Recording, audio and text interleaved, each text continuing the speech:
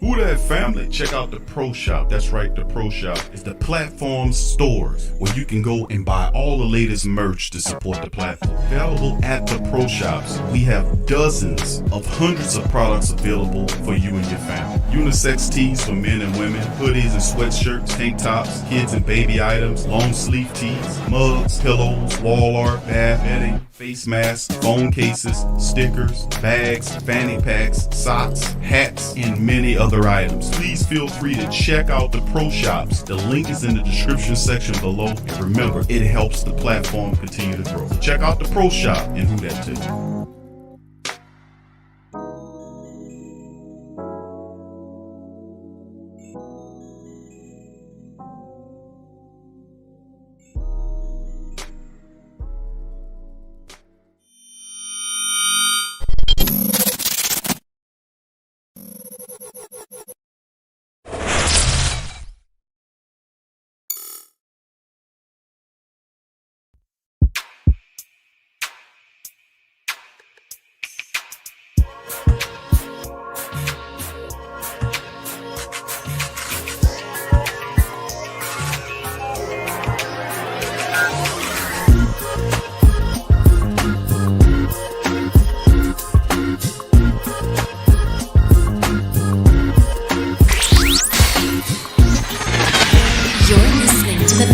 Post-game report on the PRO Media Network for all things Pelicans. For all things Pelicans, you're now tuned into the Pelican Post-game report. What's going on, fam? Another excellent episode of the Pelican Post-game report, but we are coming to you with a loss. Reporting a loss, 143-130. Pelicans lose by 13. Dallas literally blew them out of the damn gym, man. Wow. In this one, I was hoping the Pelicans, man, come out, kind of get back on the right track, and not so much in this one, fam. So with that being said, on the Pelican Post-game report, I'm Big Q chiming in. Thank y'all guys for being here. Much love to you guys. Appreciate the flock. Much love. Salute to you as I bring in my co-host of the Pelican Post-game report, DC. How you doing tonight, DC? Oh, I'm not doing very well, Q. I'm a little nervous and anxious, man. I was scared watching the game, bro. I, you can you get coronavirus through the TV? I'm Not just to my curious. knowledge. Not to my knowledge. I mean, because I was doing my Googles, I couldn't find nothing on it, bro. But um, watching this game and the last game, and just watching how the Pelicans players were, guarding Porzingis and Luka Doncic and Kobe White and Zach LaVine. I was wondering if they had the coronavirus, man, because there was social distancing on them, bro. It was making me nervous because I'm watching the game and they're in the arena with them, man. I mean, we could have a whole outbreak. Nervous, Q. Well, listen, bro. All I can say about this one, DC, is that, man, you look at what the Chicago Bulls did to us in the last matchup a few days ago No, when they no, no, just no, no, no, no, no, no. when This they was worse. I'm, I'm just Dallas I'm came and trying to improved I'm trying improved to get upon there. this shit. I'm trying to get there. They just looked at that game and said, you know what? We can do that too. And boy, did they proceed to chop the Pelicans up. I mean, 25 3-pointers. The Mavericks went at the They did Bulls. one better than the Bulls, Q. They took the two people they was gonna whoop our ass with, and they put them in a pick and roll all night. All night. And and it just And it took us frustrates me. 3 quarters to try to adjust. Like, God damn. It I was seen where this was going at after the first quarter, bro. Yeah, the separation happened right in that second quarter when they went up, and they just went they exploded for 42 in the second, while the Pelicans didn't do bad, had 31, which was the third of the four of their highest totals of the game. But my goodness, 55.5% from downtown by the Dallas Mavericks really spanked the Pelicans in a high capacity in this one, man, and 25 3-pointers tonight by the Mavericks. They shot 58% from the field. Not very smart basketball by the Pelicans in this one either, DC. What I realize on defense, a lot of unintelligent switching.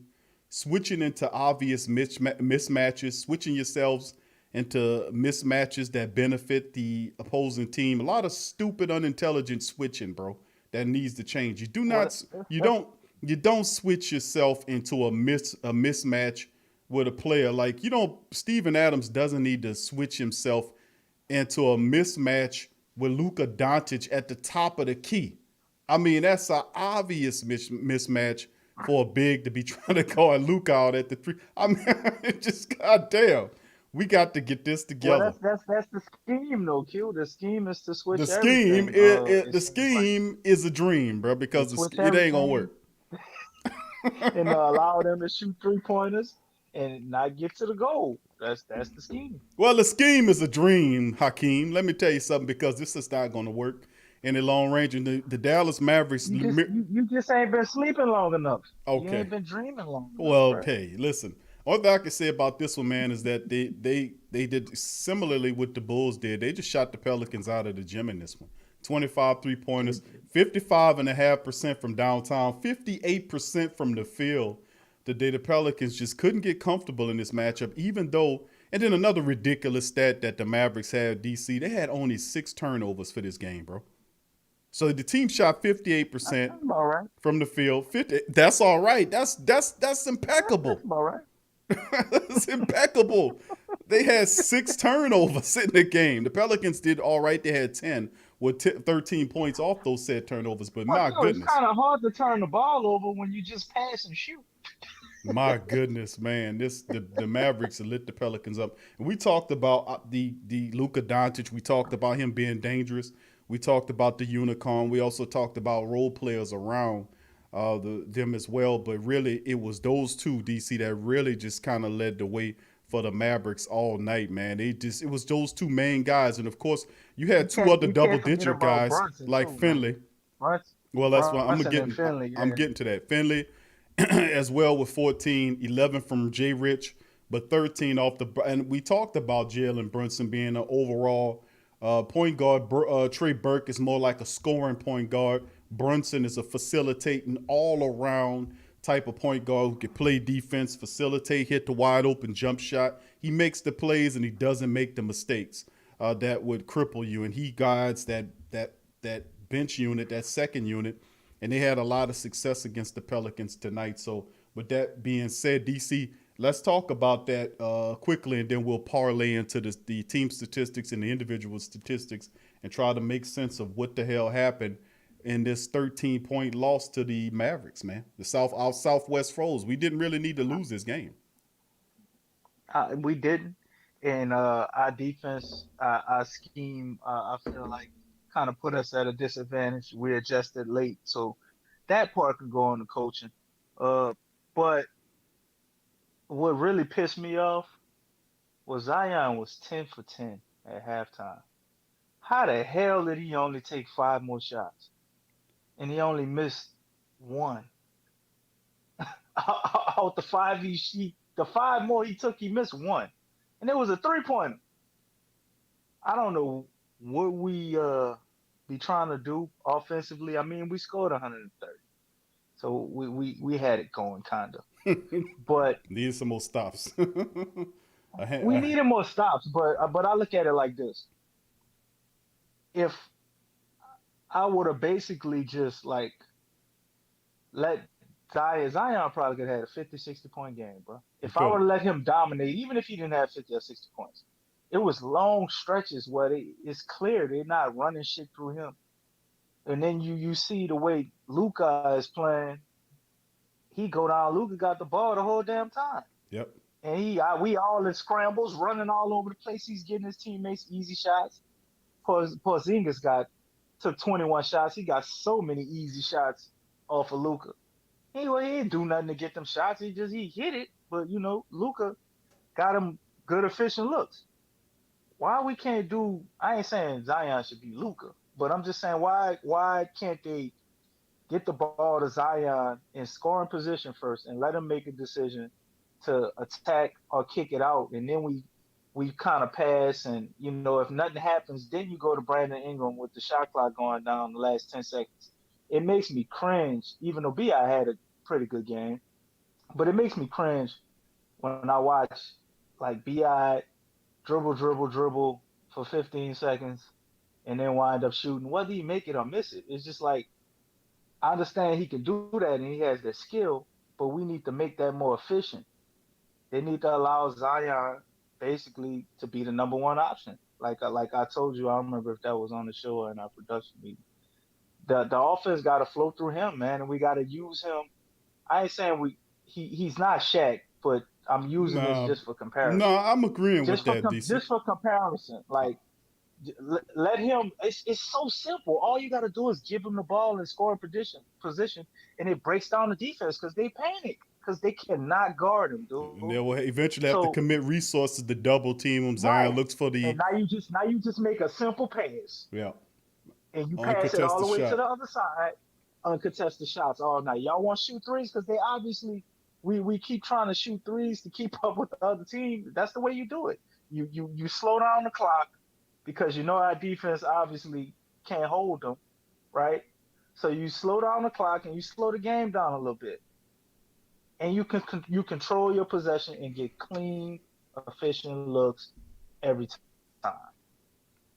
That will obviously frustrate them. It'll also tire them out too because they got to work harder against you on defense, so they gonna have a little bit less juice for offense. But I mean, it's really simple, especially on a night like this when he got it going. You know, other games, okay, you change that strategy, but I'm talking about like tonight, dude.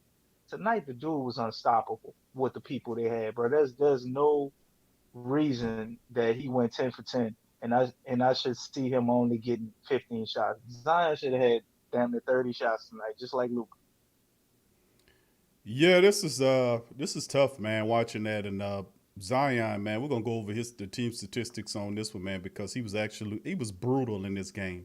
I mean, it was utterly ridiculous what he was doing. This is the best game of his career Yeah, offensively, yeah, dude. I've never seen him play better than this. and you're absolutely right. The shot selection too at stretches for Bi needs to improve too, man. I mean, when you have a one-on-one with a guy, you could take off the dribble and you pull up for a contested jump shot makes no sense to me. I mean, that has to improve. But you're right. When Zion has the hot hand like that, you got to ride the hot hand. The worst they can do is foul him and send him to the line. He went to the line 11 times. If he had stepped up to that, he was 8 of 11 from the free throw line, which is actually admirable for Zion. But looking at the team statistics in this one, the Pelicans were 48 out of 90 for 53.3%, which is very good. Only problem is their opponent, the Mavericks, were 51 of 88 for 58%. Three-pointers, Pelicans, 17 of 37 for 46%. That's good. Only problem is the Mavericks were 25 of 45 for 55.6%. You look at the charity stripe, Pelicans 17 of 23 for 74%, 16 of 21 for 76% for the Mavericks. Of course, 38-37 advantage Pels with the rebounds there. Steven Adams still looks a bit detached to me. Assists 31-30 advantage Pelicans. Steals 5-4 advantage Pelicans. Blocks 3-2 advantage Pelicans. Turnovers, Pelicans had 10 turnovers. That was good.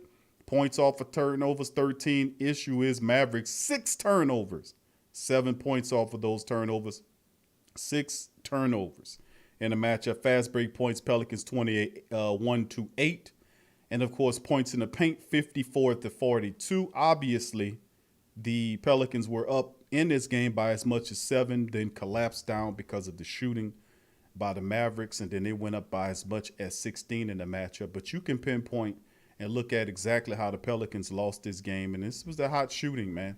25 versus 17, 25 three-pointers on the night by the Mavericks versus 17 by the Pelicans. Kind of elevated and lifted this team up past the Pelicans. Kind of reminds me of the similar, to a degree, not exactly, but you can see the Mavericks took some points from the Bulls matchup and how they just got hot and just two guys just walked the Pelicans, mainly just those two, Luka Doncic. It started pretty much with the unicorn. Porzingis got going, and then Luka Doncic just flithered on in on the back way in after Luka got going. Then he facilitated, got other people involved to help this be pretty much an easy win for the Mavericks. They walked away with this one. as they improve to 13 and 14. Pelicans lose 2 straight. DC, before we transition to individual statistics, thought process on these team stats that I just went over.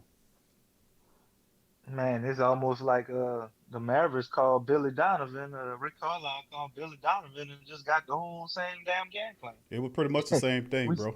we sitting here looking at this. It's pretty much the same stats. And do you know the Pelicans are the first team in the history of the league, to allow back-to-back games 25 3-pointers. Yeah, that's This is horrible, man. this is this is a 53 fucking pointers, man. record. This 53 is is a on your flock. ass. This is a flocking record Yeah, that's a bad that record, we though. got here. So man, I mean, you take 45 3-pointers and hit them at 55%. I mean, I don't think that team gonna lose, man. You can replace the No. Pelicans with anybody and just keep that one stat. The 6 turnovers and we had 10 and they only had 6. All that's cute, but 55% on 45 3-pointers. And if Nothing else need to be said, bro. 50 and they shot 58% from the field and 55.5% from downtown. I mean, I mean, you're not. That's you ain't gonna That beat that that is team. that is incredible offensively, dude. This is probably one of the most offensively efficient games you're gonna see. It don't get better than that, man. I mean, what could the Mavs have done better on offense? It's, there's nothing to improve on. I hate to be their coach to coach them for the next game. I mean, what do I tell them they did wrong? For the offense, at least. I mean, they obviously we scored 130, so we talk about sitting there and talk about defense, but offensively they didn't really do anything wrong, man. They stayed with us with the rebounding. They got 5 offensive rebounds of their own. You know, they got 30 assists. They only turned the ball over 6 times. Got 42 points in the paint. Oh my bad. They got single digit fast breaking points, bro. They got to run a little bit. That's No, about it. no need with But no shots falling like that, bro. yeah. And I'm beating the Pelicans up, but to be honest, bro, offensively we played great. Honestly, I mean I ain't saying a lot because I don't think Dallas defense that good, but we played great offensively, and it was really energy and effort because a lot of our role players they didn't really have it going like that. Like Lonzo Ball had a real off game, but he still did a lot and put together a decent stat line because he just did what he could of the other things. He got 7 assists tonight. You know what I'm saying? And he couldn't hit a three to save his life, bro. I mean, I don't understand why he think he can only shoot threes sometimes, but as a unit, they were definitely sharing the ball. They got 31 assists. That's how we want to play. My only gripe on us offensively would be just the choice to go away from Zion in the second half. I don't know what it is. They did that too. Remember last game? Was that Lonzo Ball was hot last game, right? Right. And then they went into the third quarter, nothing. Like I don't even think they had an attempt for him. I mean, the dude was, I think, what he had hit like 4 3-pointers or something like that. It's like 4 for 4. He had something going, man. It was pretty hot. But I mean, once a person start get that hot, like why wouldn't you like draw plays for him or just try to feed off of that? That's all I don't be understanding sometimes, bro. And we blaming Brandon Ingram, but I I don't really think it's all him. I mean, I think it's by design. I think he's doing what they want him to do a lot of times. Well, And then sometimes I see him pass the ball, and it's like his teammates they bring it right back to him. You know what I'm saying? Like, all yeah, right, y'all keep passing it back to me. I'm yeah, shooting. that's an issue, man. Because you're right. The Pelicans will contest the threes, and if they hit the threes, I think Stan Van will tell them that, hey, listen, you contest the threes, or you run at them and they hit the shot. We can live with that. You know, whatever that kind of madness is. But nah, if they hitting threes like this, you just can't settle on that. You got to make an adjustment on that. You can't just be having guys lighting you up in back-to-back contests like this, and then we'll then say, well, they just was hot that game. Shit, if everybody played you that way, what you gonna keep saying that every game? Eventually, you're gonna run into somebody that Pretty cool much. off, but you might be 3 or 4 games past that point. We have to be able to defend the 3-pointer successfully. I mean, you got to You you don't got to be able to change. you got to do it. But anyway, let's move on. Let's hit these. He about to get sarcastic. Let's get to the individual Yeah, statistics. I'm saying you Zion don't change, Williamson, right? You DC. keep doing what ain't working. That's By what the you way, do. my dog Till. What's up, Till? My dog Till in the building. Yeah. Till says my boy DC. He says my boy looked like he related to the Marleys. I've been telling him that for years, and he secretly admitted to What me are you talking his about? last name. He said his last name is DC Marley. So he got an album coming out six I ain't months from never now. said that. Now, come on now. That's a little excessive. He got a new album coming out called Man, Reggae Rock. You got a Marley's trying to sue me, man. His new album coming out called Home Away from Home. So let's give DC a shot. All right, that's enough of that. All I right, don't let's know move about on. that vaccination shot, Q, so I don't know. I might not be able to go back home. Oh man, hey man. All right, let's keep it going here. Okay, 36 points for Zion Williamson in the matchup. And you look at it, man, 37 minutes, 36 points is utterly ridiculous. Zion Williamson was on a whole nother level tonight.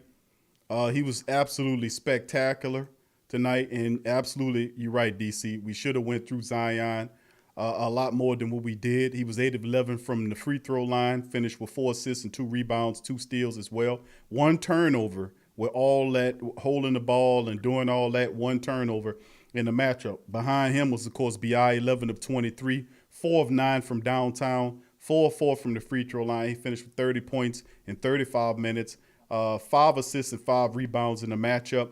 And then, of course, you jump to Eric Bledsoe, who was the third leading scorer. He finished with 16 points in 33 minutes. He was an efficient 5 of 7 from the field. He was 4 of 4 from downtown.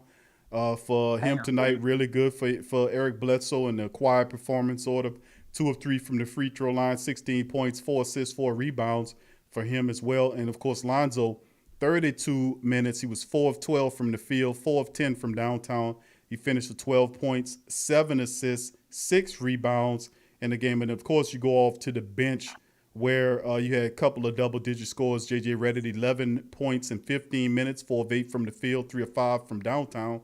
And, of course, Willie Hernan-Gomez, who continues to turn out almost a double-double from Willie Hernan-Gomez. He finished with 10 points in 22 minutes. He was 4 of 8 from the field, 10 points, 9 rebounds for Willie Hernan-Gomez, 3 assists as well. So he showed up as Yeah, well into the matchup. I like Steven Adams, Q, but don't you wonder sometimes, like, what if we would have just played Willie Herman Gomez and not have Steven Adams? I mean, how different would we look? Would it be that much of a difference? I like Steven Adams though, and I don't want Slightly. to get rid of him. No, I think Steven Adams would is definitely. I don't know. Something's not right. What's going on with Steven? Now he only had. Herman Gomez got 2 more minutes than Steven I Adams. know. Man. That's what I'm saying. 20 minutes tonight. 20 minutes tonight for Steven Adams. He had 4 points and 4 rebounds in 20 minutes. That might be what Something's it is, going man. on. There's nothing on the He might injury. be playing with an injury, bro. There's something going on here because his production, he was down at least 14 minutes than what he's accustomed to playing, at least that much. So with that being said, Willie Hernan Gomez continues to show out. You've seen KLJ gets out there. He had 17 minutes, only 5 points, 2 of 5, 1 of 2 from downtown, 5 points, 2 rebounds in the matchup for KLJ. I thought he should have been a little bit more forceful in his production tonight. He was real conservative. Josh Hart played 30 minutes. He was 2 of 8 from the field, 1 of 5 from downtown. Really off game for Josh Hart. Finished with 6 points, 5 assists, and 5 rebounds. Offensively speaking, he was off, and that was the production that we got in the Pelicans. Even though they put up 130, and most nights when you score 130, that's supposed to be a big-ass W. Not so much when your defense is not, your three-point defense is not what it's supposed to do, and the team that you're playing against is knocking down the 3 at a high clip. Luka Doncic was the star of the show, almost a triple-double for the Wonder Boy, 46 points, 12 assists, 8 rebounds in 40 minutes, 17 of 30 from the field. Good grief. 5 of 8 from downtown, 7 of 9 from the free throw line. He was getting to the line as well. 36 from the unicorn, 7 rebounds, and he also had an assist and a block the day he killed the Pelicans as well. 13 of 21. People talk about the 8 3-pointers that he had in the matchup, but he really killed you too. From the field, 13 of 21, and then 8 of 13 from downtown, 2 of 4 from the free throw line, 36 points for him, and then everything else was land. Yeah, 14 from Finney Smith, who's the guy that usually plays defense, rebounds for you, but Finney even got involved. He was 4 of 5 from downtown and 5 of 6 from the field, with 14 points from Finney Smith in 35 minutes. He also grabbed 5 rebounds to help him out. 11 from Jay Rich. He scored 11 points in 33 minutes of action. And then off the bench, we talked about Tim Hardaway Jr. He was not hitting his shots. He finished with 8 points in 21 minutes. But the production came from Jalen Brunson. 22 minutes, 4 of 5 from the field, 2 of 2 from downtown, 3 of 4 from the charity stripe. This man played in 22 minutes, 13 points, 7 assists, 6 rebounds, and not one damn turnover. Jalen Brunson will not hurt you at all, and he played really good to help keep that bench unit solidified moving forward. So the Mavericks get a really good win here over the Pelicans, and they improved 13 to 14. DC thoughts? Excellent, excellent. Gotta give him shout outs, man. Excellent game by Luka Doncic. He had a career high tonight, so that's saying a lot for him. The way he been tearing up the league. So great player, made great plays, but we definitely did a lot to help him. And we helped Porzingis obviously come to life. That was the ones to me that really hurt. Luka, he's an amazing player, bro. Luka was gonna get his. If you held him to 28 points, you would have felt like you did something good. But Porzingis, man, after after the first 3 or 4 3 pointers, man, I was like, can we maybe go small and give William Gabriel or somebody a shot at center? Because like Steven Adams obviously couldn't guard him and still keep the defensive assignment that they wanted to do, for as being able to help with guys in the paint, and they just exploited the hell out of that, bro. But enough of that. Enough of that. Enough of talking about Dallas. Let's talk about some of these Pelicans players. Career night for Zion, 36. Probably should have easily been about 45 or maybe 50, They couldn't but stop him. couldn't stop him, bro.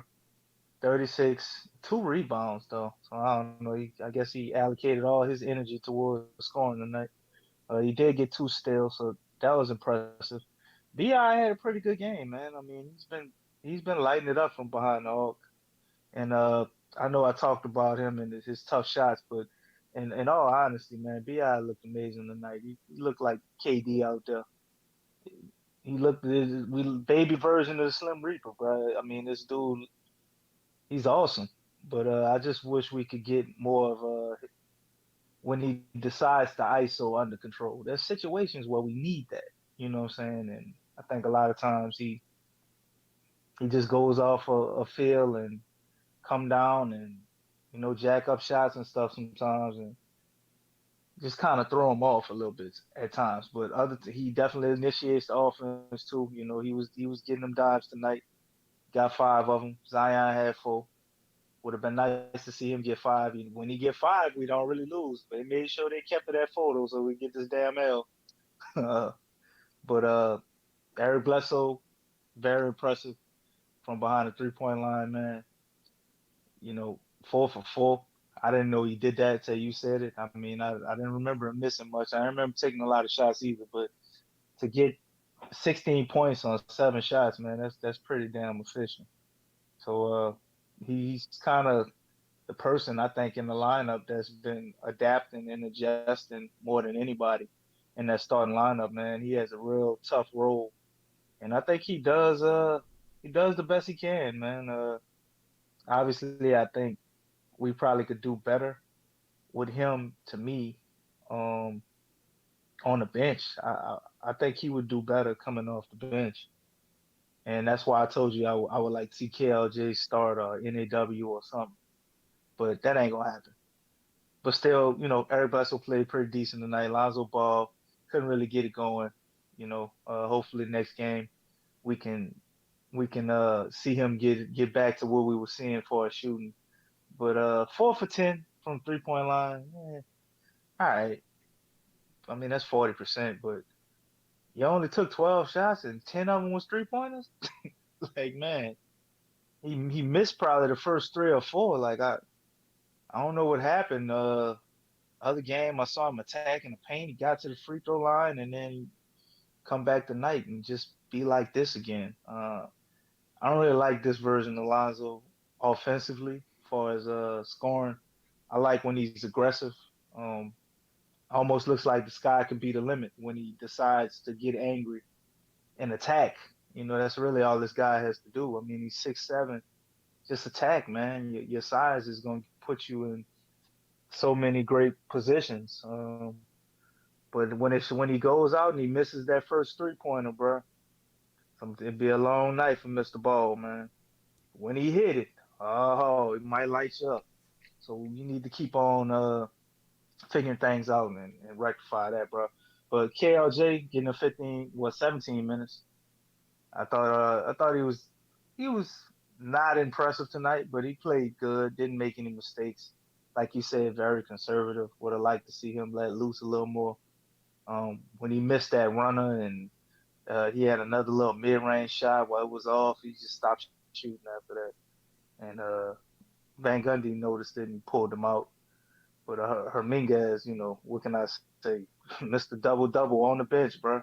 It's amazing. And J.J. Redick brought it tonight, too. He had 11, bro. He looked like he finally out that slump. And that'd be amazing to see if we could see a game where J.J. get about 17 points off the bench, bro. That'd be real good for us. Probably end up in a W and hopefully get traded and get his ass out of here. The way he be pulling them shots up with no regard for nobody else. I know he ready to go, bro. He trying to get his stock up so he can go. And we would love to help him do that. Because I don't want nobody who don't want to be here. And like you said, Josh Hart, five rebounds, 5 assists, 6 points, and so game for him. But, defensively was where it's at, and we ain't got no stats to show for that. Because we'll be here all night going over that one, bro. 13-point loss to the Mavericks, man. Definitely in the second and fourth quarter, most certainly in the fourth quarter, if we'd had a few more stops, it would have made a difference. But by that time, this Mavericks team was flowing, man. You had guys that ain't even used to hitting shots, knocking down threes at high clip. All of them caught the three-point Holy Ghost. And this one that carried over from the Chicago game to Dallas. So with that being said, the Pelicans must figure out a way to get through this, man, once again, and make the proper adjustments defensively, because you can't be having this type of stuff carry on night to night. I mean, we had something flowing, and just that fast after having a 4-game winning streak, you're now just that fast on a 2-game slide. So things happen very fast in the world of the NBA, man. And it just goes to show. And, of course, the next team that we have is the Pistons, and the Pistons won tonight. The Pistons beat the Boston Celtics tonight in the matchup there, moving ahead. So, man, my goodness, man. What can I tell you, man, about it? When it rains, it pours? Is that the old saying that they like to say a lot? When it rains, it pours? Well, the Pistons are feeling good about themselves, and in a couple of games we'll travel up there to Detroit, as they beat the Boston Celtics 108-102 tonight. By Sadiq Bey scored 30 points, having his 7 3-pointers with 39 seconds left to cut the lead down, and Detroit held on to beat the Celtics 108-102 as they improved to 7-19. They're still sitting in the cellar of the Central, but that just goes to show you that anybody could be anybody in the NBA. And no doubt about that. No ifs, ands, or buts about it. And as you can see, that happened with Detroit. So I'm going to share the screen with the family members. We're going to go over that as well and see what's going on in that realm of things. We now transition to looking past the Pelicans' loss to the Mavericks and previewing the upcoming next matchup against the Detroit Lions. Like I said, they just beat the Celtics. The Detroit Pistons, you mean? Versus the Lions. Detroit Lions. I still got my brain on football. I'm sorry.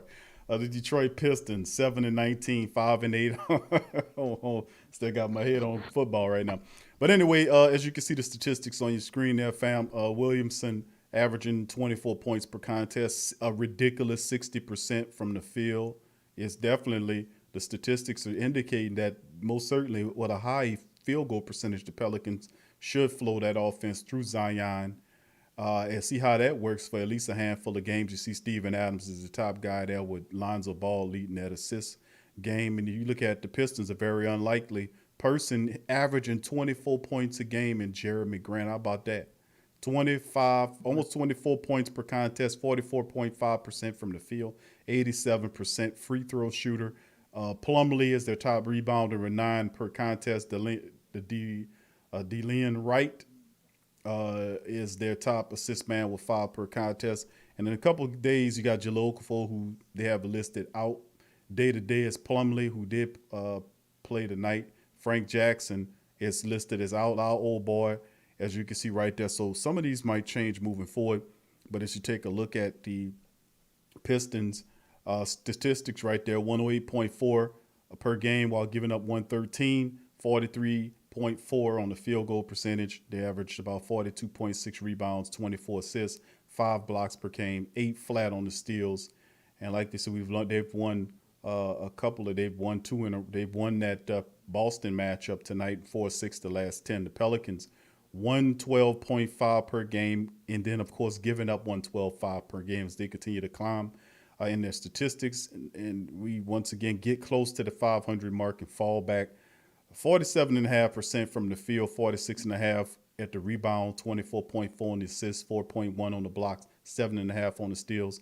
Now on the 2-game slide, 6-4 the last 10. Still not bad. Pelicans fell back down as Dallas is now on a 4-game winning streak. As you can see, the division, the Southwest stand, and San Antonio is clearly the top team there, the only team over 500 at 15-11. Memphis is 10-10. Dallas 13-14.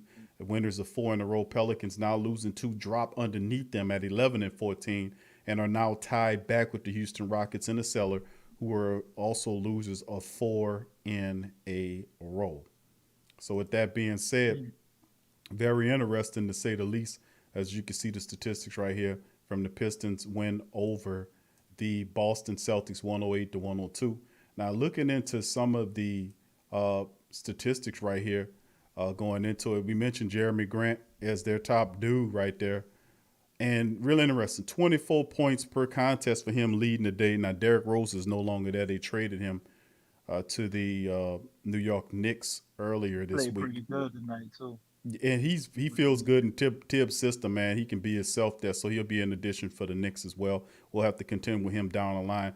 But the Pistons are up next. Josh Jackson, the former Phoenix Sun player, averaging 12.6 per contest. Blake Griffin is there, averaging 12.3 per contest. But really the big dog on the block is Jeremy Grant, averaging 24 points per contest in this sucker. DeLeon Wright has averages about 9.7. Big guard who facilitates as well. And, of course, the rookie, well, not rookie, Sadiq Bey, 8 points per contest as well.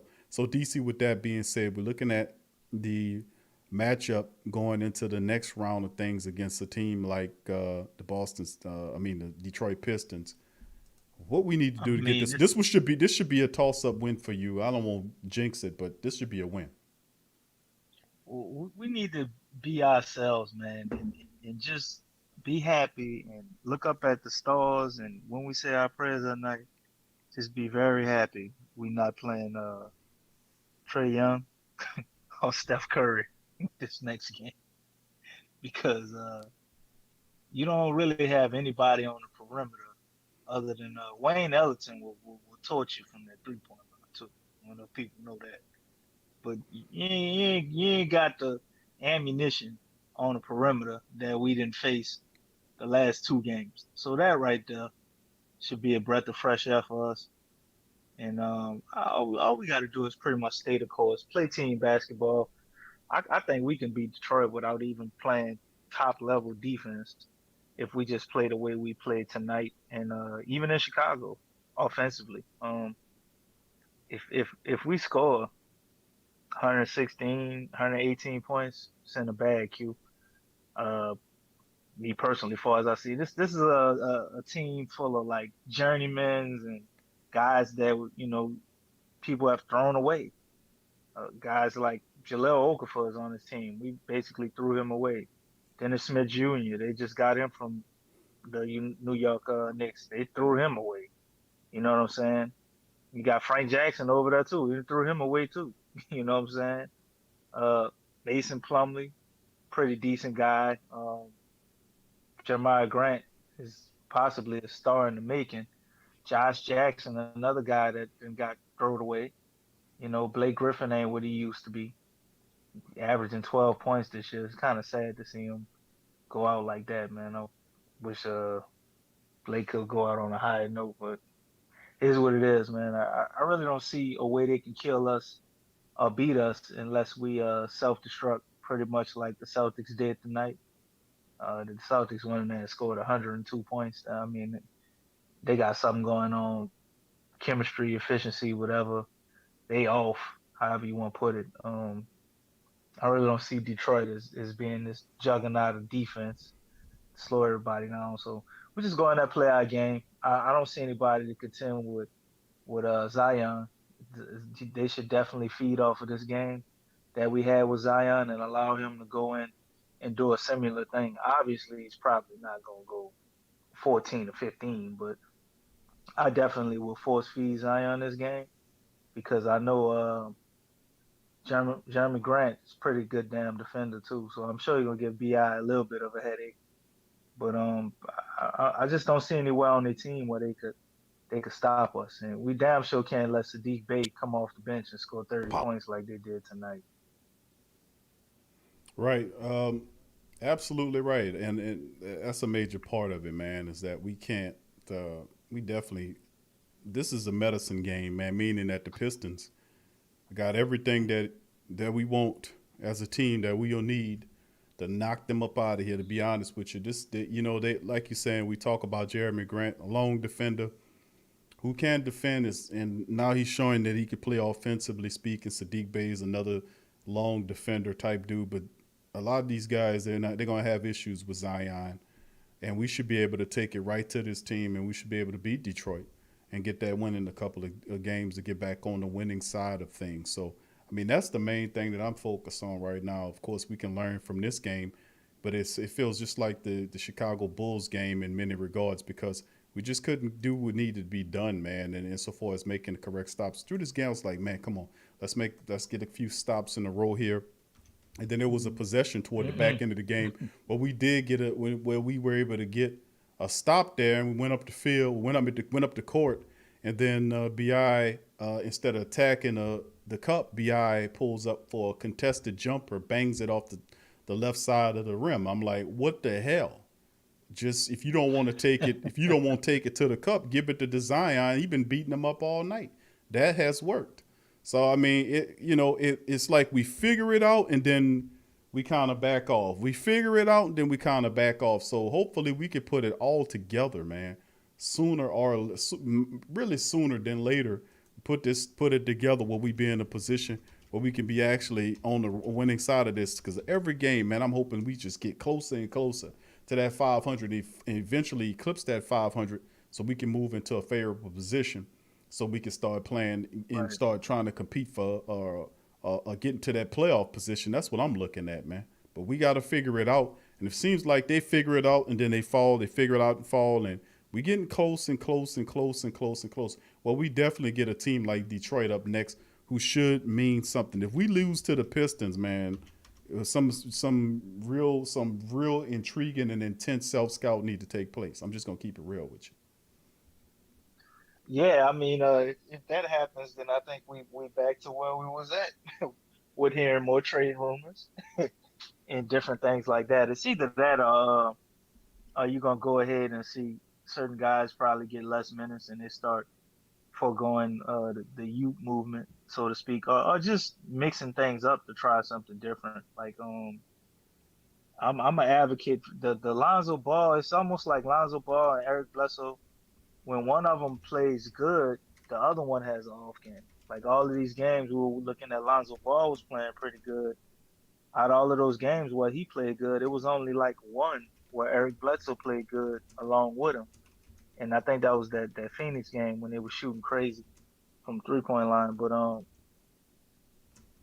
this whole thing we got going, if we want to make it work, man, you gotta beat teams like Detroit.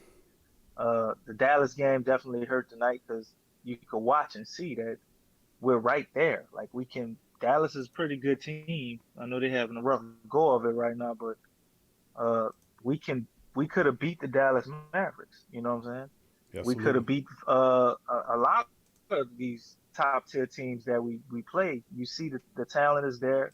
We got enough skill. We just don't have the mental ability sometimes to put it together. A lot of times they tired. Some of it is scheme. It's a big cocktail of stuff that you can't keep messing up. So there ain't no reason for them to be able to lose this game, not only because it's Detroit, but because of after what happened to you tonight and what happened to you against Chicago. So if they lose this game, and it's not like I give them one pass, they shouldn't lose it at all. But let's say it's like a last second shot or something, something crazy, then no, I don't think you should panic. But if they lose this game against Detroit, the same way we lost tonight, something got to be done, man. We need to change the defensive scheme. We got to shake up the starting lineup. We got to trade somebody immediately. We got to do something if they lose this game. So they shouldn't, and I don't think they will, man. They go in there, they gonna handle business against the Detroit Pistons, and we come out with the W, and we move on to our favorite little brothers that we like beating up on, which is the Memphis Grizzlies. Yeah, let's see how that plays, man, and hopefully just keep this thing turning, man. Because in the end, man, when it comes down to the Pelicans, answers, we need answers, and they need to make adjustments and figure this thing out. We get feel like we get close and close, and with one player there, or we won a few moves here or there, and then we take a step back after taking 4 or 5 steps forward. Young team, that's going to happen. Let's see, but be a little patient on that end. But our Friday show, family, we're going to open up the chat for discussion. So if you want to get your conversation on in at the Pelican Post Game Report, if you want to vent, if you got any questions, concerns, or comments, you'll get an opportunity after we play this interview. So we're going to get some answers. Let's listen to Stan the Man had to say about the Pelicans' loss tonight on the road against the Mavericks. Here we go.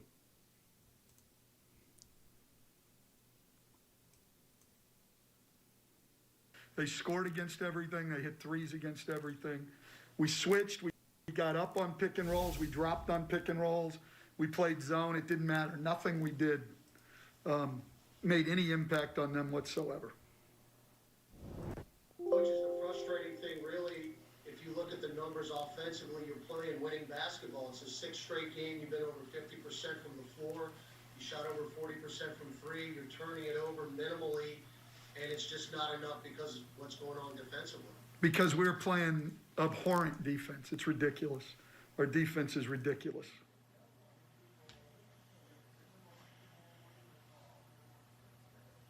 So I guess, Coach, I mean, what can you really do at this point? Because this isn't the first time we've had the conversation about the defense. So when you give up 25 threes and back-to-back games, I guess, what do you kind of do from here?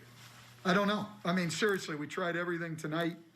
I don't know. I mean, it's on us as coaches to figure Damn, out the stat best at scheme. you, It's on our defensive guru. players to play a lot harder and get to closeouts. Because right now, to have 2 games in a row like this is inexcusable. Both for us, for me as a coach, and for the players, it's inexcusable.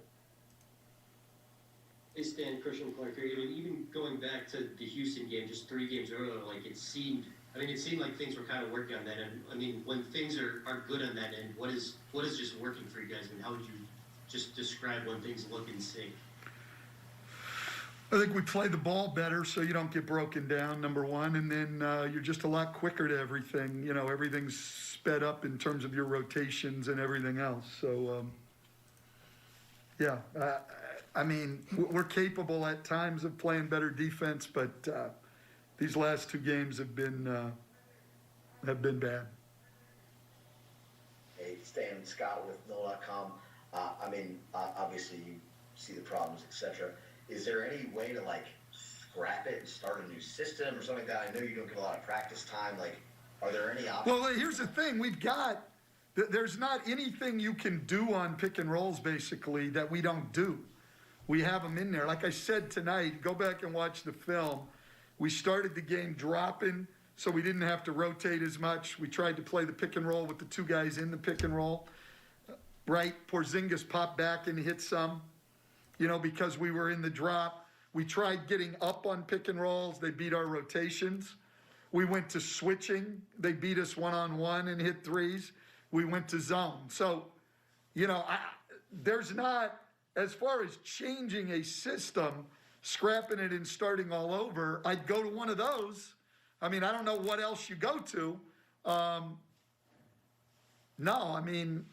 Listen, we've got to find something and get good at it, and we're not, and it's frustrating. And like I said, I'm not sitting here pointing fingers. It's a large part of it's on me, but a large part of it's on them too. I mean, there's nothing we're doing that other people don't do. That bus coming. You got to cover more ground. You got to get to closeouts. There has to be a lot more want to, and we've got to do a better job in our teaching and our coaching. So it's all of it. You don't get to this point and have two games like that back-to-back defensively because of one or two guys, or just the players or just the coaches. It is a team-wide effort to play very little defense. Hey, Stan, it's Andrew from ESPN. Do you go back and just show them the games before where things were working? It seemed like that this had started to work. I think as Christian pointed out before these last two games. Is it just a matter of trying to show them what worked before to try to get this fixed?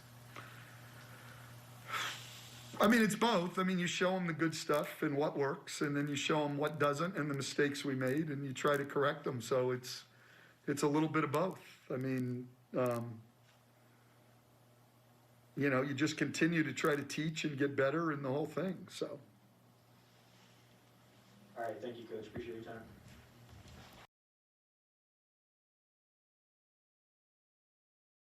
Well, let's Stan Van, DC. You heard that, man. You heard what Stan was saying.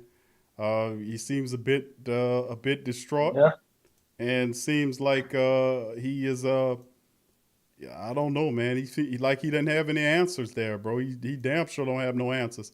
He don't know. He's saying he don't know what he can do. That's not a very good thing to hear your coach. You know what I learned? You know what I learned about him? Nah, that's not very good to hear a coach say that. But what I learned about Stan, his interactions with people, man, he's like a weird guy. Like he says stuff like that, and clearly he knows something that he got to do. He's one of those guys that he's fairly intelligent or technical and a strategist, got a lot of things going on up there, but he kind of plays dumb with a lot of stuff, you know what I'm saying? He'll never tip his hand. He don't do it like Sean Payton. He does it in this, other type of way.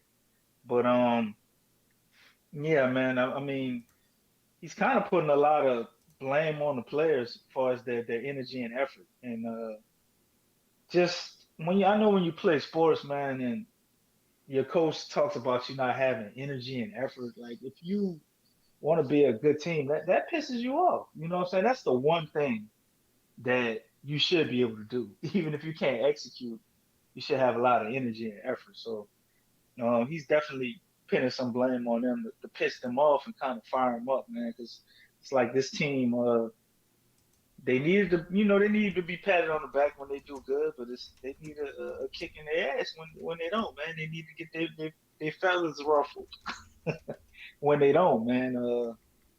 And I think that's what he's trying to do.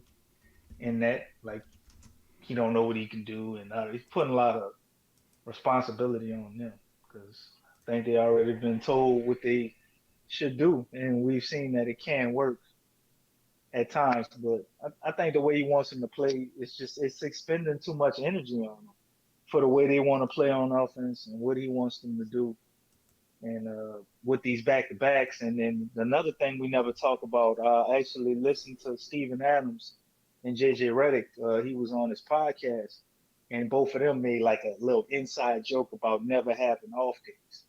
And I was like, that's funny that they would say that. So I think these guys, when they do have practices or whatever the hell they're doing, I think Stan is probably like what people say Thibodeau would have been like. He's a guy that's working the shit out of him every chance he gets. And sometimes you get efforts like you get tonight in Chicago, man, when they don't miss any practices that I mean, obviously they still ain't practicing enough, but from the way those guys were talking, JJ said this is the most exhausted he's ever been in his whole career in the NBA. And so, I mean, other guys are younger, should be able to take it, but I think they need to reevaluate everything they're doing from how they practice, what they eating, the times, the whole thing, man. Well, he needs to start with having a really deep and open-hearted conversation with his team, especially the starters, and find out exactly what he needs to do to make sure it works. And another thing is, you need, like, and you made the recommendation before about switching it and running it through Zion, being that he's so dominant. That, and of course people say, well, Bi got the 158, but it's, man, listen, Zion is very dominant, man. They could not stop him tonight, and we should have rolled him today. He should have had 45, 50 something points tonight in the matchup against the Mavericks. And we just, in the second half, we lightened up on the ass of punishing them and started taking ridiculous contested shots like I said Bi does. I think Zion, that needs to be investigated a little bit more.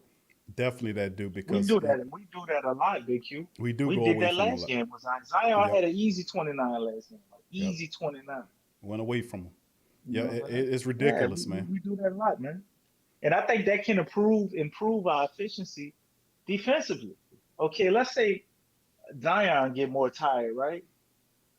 But you got other people that's probably gonna have more juice. You got guys who, when they have it going, obviously they're different defensive players.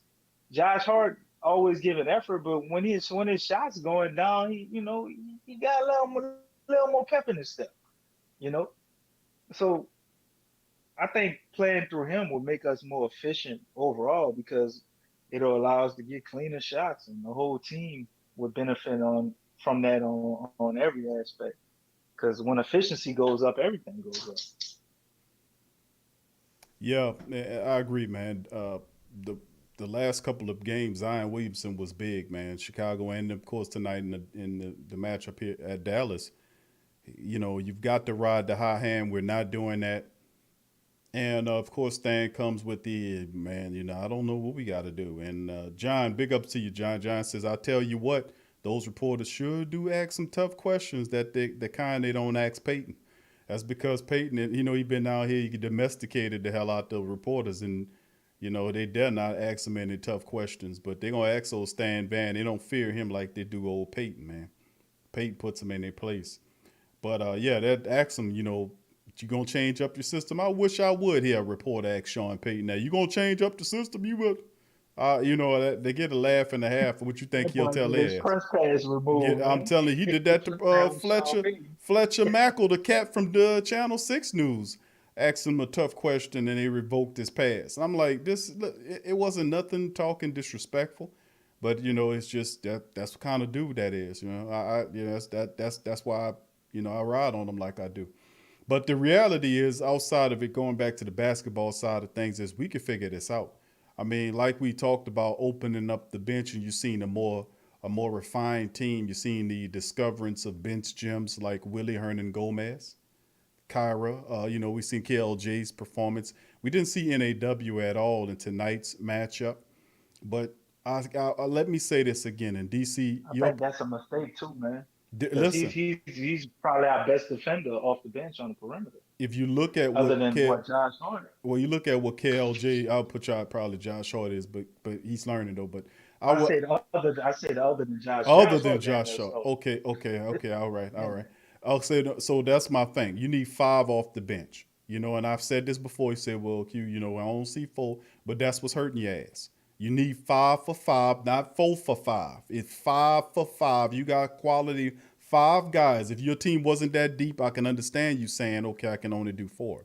But if you got one more guy off that bench, you need to start playing, and you need to get these guys playing together smoothly and with that harmony, just like we got the front 5 playing. And maybe you need to think about moving some people in there. Put KLJ in the lineup with Lonzo and Bi, Zion, and Steven Adams there. Put them in there and move some of them guys around. Let's see how they look coming off the Eric I would Bledsoe love off the to see bench. him. You let Eric Bledsoe I come love up to see off the him bench. start, man. Right, put him in there See because him starting with them guys he and have speeds it like up. 24 minutes a game, and then DC, let Eric Bledsoe play with him too. You know what I'm right, saying? right. That's no matchup if you put KLJ in front of a guy like Luka Doncic. Mm-mm. As fantastic as Luka Doncic is playing, Luka's slow.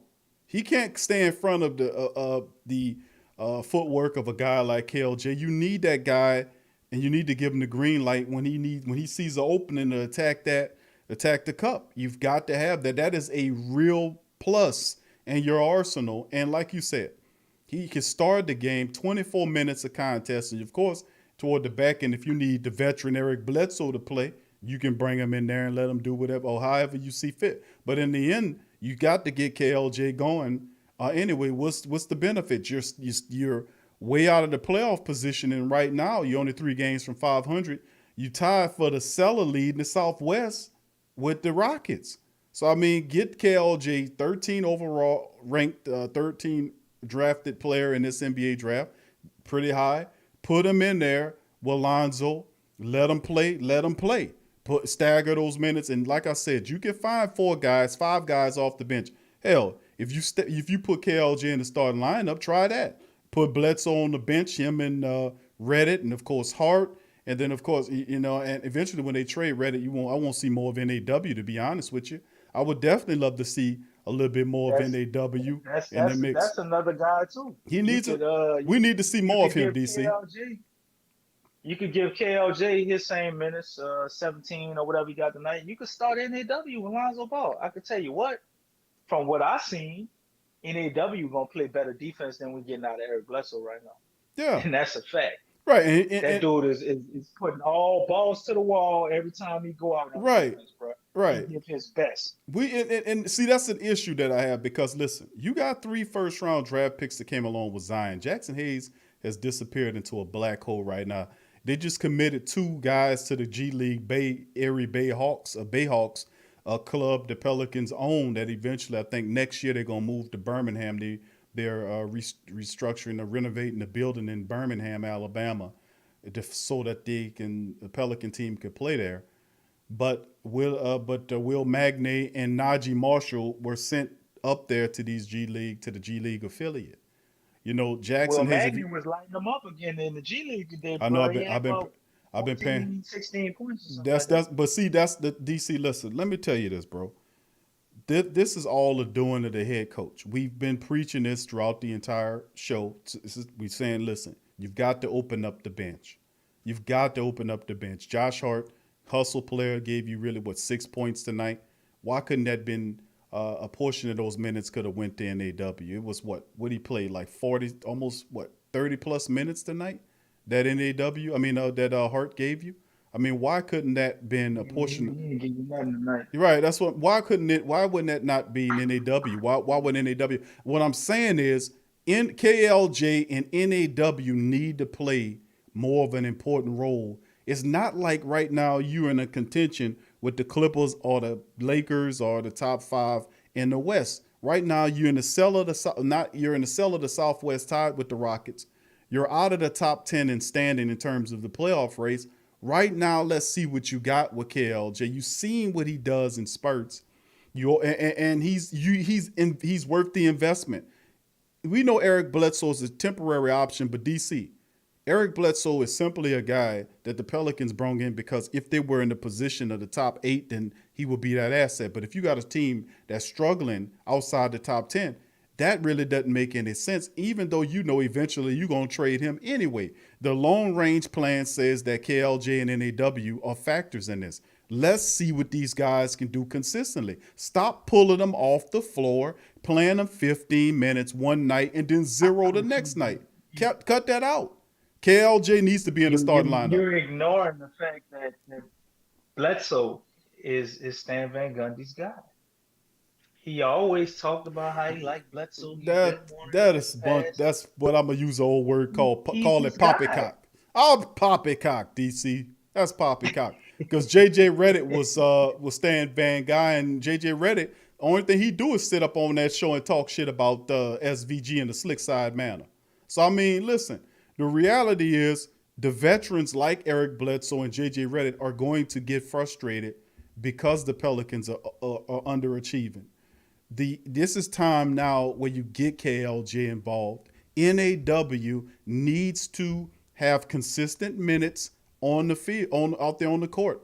He needs consistent play if he's going to improve. You don't play him 12 or whatever it was the other night and then play him 0 minutes a night. That makes no sense. Now I can understand if you got a player like Willie Hernan Gomez that's just outperforming Jackson Hayes. I mean, listen, he stepped into it and did whatever he had to do. I'll get you on that. We might have to send Jackson to the G League for a little bit if they're not going to utilize him. But see, guys like Will Magnay and Najee Marshall, those guys are here for a reason. Only thing Van Gundy had to do was give them consistent opportunities to show what they can do. But he doesn't do that because he doesn't want to open up the bench because he doesn't trust those guys. We've been yelling to the high hilt about playing guys like what's our guy that Winyon Gabriel, playing him more. You need that hustle man out there diving on the floor and attacking and doing what he needs to do, the energy guy, getting him out there. But what I'm saying is we need a consistent five that's off the bench like we have that five. Let's stop the madness about 4 for 5 and all that kind of stuff. Hell no. 5 for 5. Every man need a reserve so he can get the proper minutes to rest. Staggering the minutes and that bullshit, that goes up to a certain point. You see how the Pelicans are reacting in back-to-back situations. And the record is not that good. And then of course we play the Bulls. The Bulls light us up. We play the Mavericks light us up. We get Detroit, is just what we need. But listen, we have to be real about this thing. You're absolutely right, DC, about Zion Williamson. It needs to flow through Zion because as we moving on, boy, he's damn near unstoppable. And tonight, man, what was he, 13 or 14 or something? I pulled my statistics down. I'm going to have to put them back up. 14 or 15. No, don't show them. And the 14 only or shot he 15. missed That's was a ridiculous. three-pointer. That's absolutely ridiculous, man. And then he, I don't know what the hell going on. Well, Stan, obviously, bro, we not playing through ride the hot hand, Stan, and let these guys who we drafted with first round picks, give them steady minutes so that they will improve. Even if you have to pull minutes away from some of the veterans. What good is it having a Bledsoe if you're a losing team at the bottom outside the top 10? It does you no good. Bledsoe is an additive in that situation if you're competing for that 8th spot and you would go with that veteran. Now, this is nothing against Bledsoe, but I'm speaking in terms of overall. We all know that Bledsoe's not long for this team.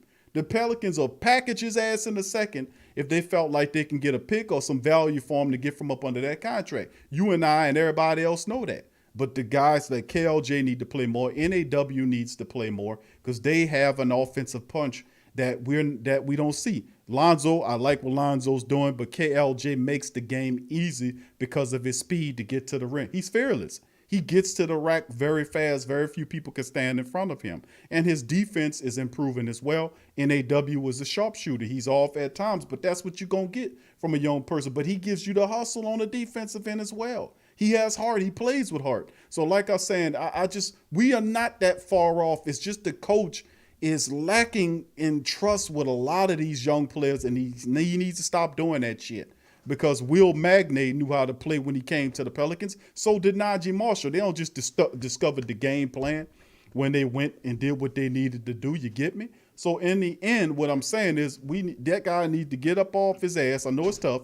He needs to be able to start giving these young guys the opportunity to play and go 5 for 5 as opposed to 4 for 5 or staggering their minutes trying to be on the slick. Now you go ahead and go ahead and you can say your opinion on what I just said, and then we'll bring in one of the family members. We got DJ chiming in after your commentary, bro. God damn, you just said a lot, bro. I know, bro. But Jump in there wherever you comfortable. It's the old adage of I think he's falling in line with just like being an old person, man. You got some of the old people they get set in their ways, and it's just hard for them to change their thought processes Said and that shit their last ways year of about doing Elvin stuff. Gentry. Yeah, we got a young team and we got young An players, old so you coach can't up be there. all hung up on vets. You want to trust all the vets. We got a young ass Yeah, team, you man. got a young Our team. vets ain't really even vets. You know what I'm saying? We only really technically got like 3 vets on the team. That's real vets, far as what you would consider a vet, somebody been in the league 7, 8 years plus. We only got like 3 guys on the team like that, man. And you're gonna have to experiment with a young team. That's the thing I don't think older coaches get. Like they're new. This is new guys. They can find a new way. They do different shit. Then some of it you might not even have seen before. You got to figure it out. But you can't really force them to do what you want them to do, and then not give them a little room to do some of the stuff they like to do. And I Right. think that's what we running into Have that with Van DC. Gundy Have and that a lot of players conversation. around the league. A lot of players around the league said, he was the worst coach we could have hired for this team because Well, we he's wanted Mark he's good Jackson. for Will Weaver veterans. was. I even would settle for Will Weaver. We wanted. They banned. Mark Jackson was blackballed. Jason Kidd was never a serious candidate. Tyronn Lue, he was just playing around because he was going to go back to the team that he came from when Doc Rivers left. And then the rest of those guys didn't have a shot in hell at landing the job. Stan Van, as soon as he put his hat in the ring, he had the job off top. So, I mean, if you look at it, Mark Jackson fit with me because, obviously it's Mark Jackson, man. He knows the game. People respect him. He can verbalize the game, but he blackballed. Will Weaver was another guy that I liked because he was on that upswing that you would see some of these really good young coaches like with Indiana. I don't remember the Indiana coach's name, but he's a good coach. And several other really good young coaches that's in the league that come from good pedigrees. Those guys are on the upswing. So a Will Weaver, even though you might not see him coming, is a student of the game who knows the game. I was for that move, but I can understand why they went with Van Gundy because their backs was up against the wall. So, I mean, the fumbling and bumbling when he should have just got rid of Elvin Gentry last year before the season started and kept them there, really put their feet to the fire this time around because you need to win right now. Because if you don't show the Zion and guys like that you're willing to win, you could end up losing Zion, before his second contract come around. So you can't play around. You got to win. You got to get this team in the playoffs and show that you serious business. So we ain't comfortable to say, well, next year we're gonna be a contender. No, that you done blew that. You blew that with Elvin Gentry's red-eyed ass. The time is right now. You got to win and you got to get this team in the playoffs now. That's why his feet is to the fire and he tearing whatever little hair he got left out of his head. But the thing is, trust your bench and communicate with your players, especially Zion and BI, and ride the hot hand. Go with Zion and let Zion brutalize them, and they'll commit resources to double and triple teaming them. Easy outlet pass to a wide open jump shot. I mean, come on. I don't know what to do. Oh, hell. Why? Hold on here. You sure knew what the hell to do when you was sitting up there commentating. You could tell everybody what to do then. You knew you had Yeah, the he had game all the figured, playing cards, huh? all the numbers and the stats and the everything and every like that and there. But when the time comes for you to get in there, oh my goodness, I don't know what to do now. Bro, listen, we've been calling the hip. We've been saying it, open up the bench. Talk and communicate with BI, bro. Communicate with Zion. Start playing through Zion. DC, he's a statistical guy. Look at the statistics on Zion, his efficiency. This is utterly preposterous, man, that we should be playing through him and let BI sit there and take them easy jump shots to the cows come home. Come on. This is football. This is basketball, not quantum physics. Come on, It's Stan Van. because Stan Van Gundy's worrying about the defense, man. As you can see, anytime they talk, he's always focusing on defense. Defense. And I get that. I get that. I think that's great, but you got to have balance, man. Like you can't look at things one way. Okay, we can create uh offense off of our defense. Correct. Then that's the type of team he wants to have. That's our identity. That's what they're trying to build. But just because we create offense off of our defense, if it's all about defense and you're truly the defensive guru, well, create defense off of your offense. You know how you do that? By being extremely efficient. Simple. You know what I'm saying? So It's it's really a simple solution a lot of times, and let them guys I get some don't really damn think it's the rest. guys. The guys that we got, they I think they buy in. You know what I'm saying? Like but it's certain stuff that works. It's like with Dallas, man. They ran that pick and roll on us, Q, No and adjusting. they saw that shit was working, And ran it to and death. they didn't stop it till Nope. it stopped You working, would have and they thought never Stockton stopped and working Malone. till they ran it the whole game. You would have thought Stockton and Malone was out there running it the way them people was running on them and doing. The Pelicans ain't making But adjustments. they found something that worked, and they kept Kept doing doing it. it.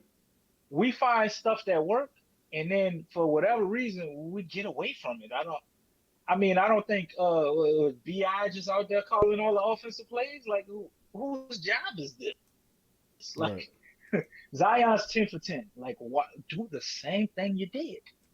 Do matter of fact, don't just do the same thing you did. Do more of it. He's 10 for 10. Like it's simple. You know what I'm saying? I But don't I know, think a lot DC. of things. I don't know what to do here, man. Won't y'all reporters tell me what to do? I Well, Coach, what you and think I about a give you. whole new system? I don't know if we want to put a whole I new give you this. system in here. I don't want his four-eyed ass back or his bloodshot eyed ass back. But this Don't game, you dare say it. this game, I think we would have won it with Alvin Gentry because he would have went all out on offense. He'd have He would played. have fed. I He don't would know, have fed DC. He would have Zion. small balled I'll him. tell you that. Well, you know what? I He own would have it. fed Zion, bro. He would have played Zion. He would have put Zion at the He would center. have Zion ass would have been looking for Gatorade He would have after put. this game. He He would would have have fed burnt. Zion the damn the He whole he, game. he would have burned him up in this game, no doubt about it. You said But the hell that's with what you're supposed tomorrow. to do when he hot. When he When hot. you, When that's he right. hot like that, man, you're supposed to play him, man. That's true. That You is know what I'm true. saying? That is true. Let's move. Let's move on. We got State of the Pelicans with DJ, and then of course Dave James chiming in. We're gonna get DJ in there now. DJ, welcome to the show, bro. Yo, this is DJ from Z Citizen Pelicans Podcast. What's going on with y'all? Doing good, my brother. Welcome to the show. What's up, DJ? I'm doing pretty good. I don't know what y'all have talked about, and I know I'm pretty late on the show. I just got off from work, so I did not see the game. But I You ain't missed nothing. can do, and I say this consistently on my channel. We are the Pelicans. If you're a Pelican fan, wait a minute, let me say this right. If you are a fan of an NBA team, this is a Pelican show. I'm a talk about the Pelican. If you are a Pelican fan, we is not going to win the game with 10 turnovers. Another key is we not going to win the game if we win one quarter. I say consistently on my channel. If you're a Pelican fan or if you a fan of a basketball team, you have at least 2 or more quarters within that game. Same thing with the turnover. You make it get away with maybe 5. I give the Pelicans 5 to actually keep it going and win the game. I give them 5. But if we win the game, if we win the game and it's 4 quarter and they got a couple of seconds left, well then yes, you're trying to run on the clock, then yeah, you can count that turnover, but that's up in the air. For the game over anyway, excuse my language. But we're not going to win the game with 10 turnovers as well as win 1 quarter. Now, what I do want to say is, like I said, I didn't see the game. I know Luka scored 46 points. Zion, he had 36. Okay, Josh Hart played 30 minutes. Let me see, hold on. Let's see. Okay, yeah. Josh Hart played 30 minutes. Put that in your head. He played 30 minutes and got 6 points, 5 assists, and 5 rebounds. Don't get me wrong. Josh Hart, he's good with the rebounds. He can't get them to 17 a game, but he consistent with it. I'm mad that Nigel Marshall and Will Magny is in the G League, but we just gonna say G League for right now. What happened to Sedarius Thornwell? I mean, you still got him. I'm pretty sure he could have gave you a few points with that. I mean, Josh Hart, he played 30 and gave you 6. So if you cut Josh Hart minutes down and give it to Sedarius Thornwell, who knows?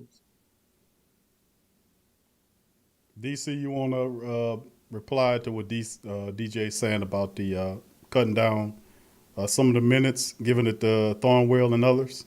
Will Magnay is a guy he was upset with. What you think about what DJ saying? I mean, my sentiments are a little different, but I understand where he's coming from.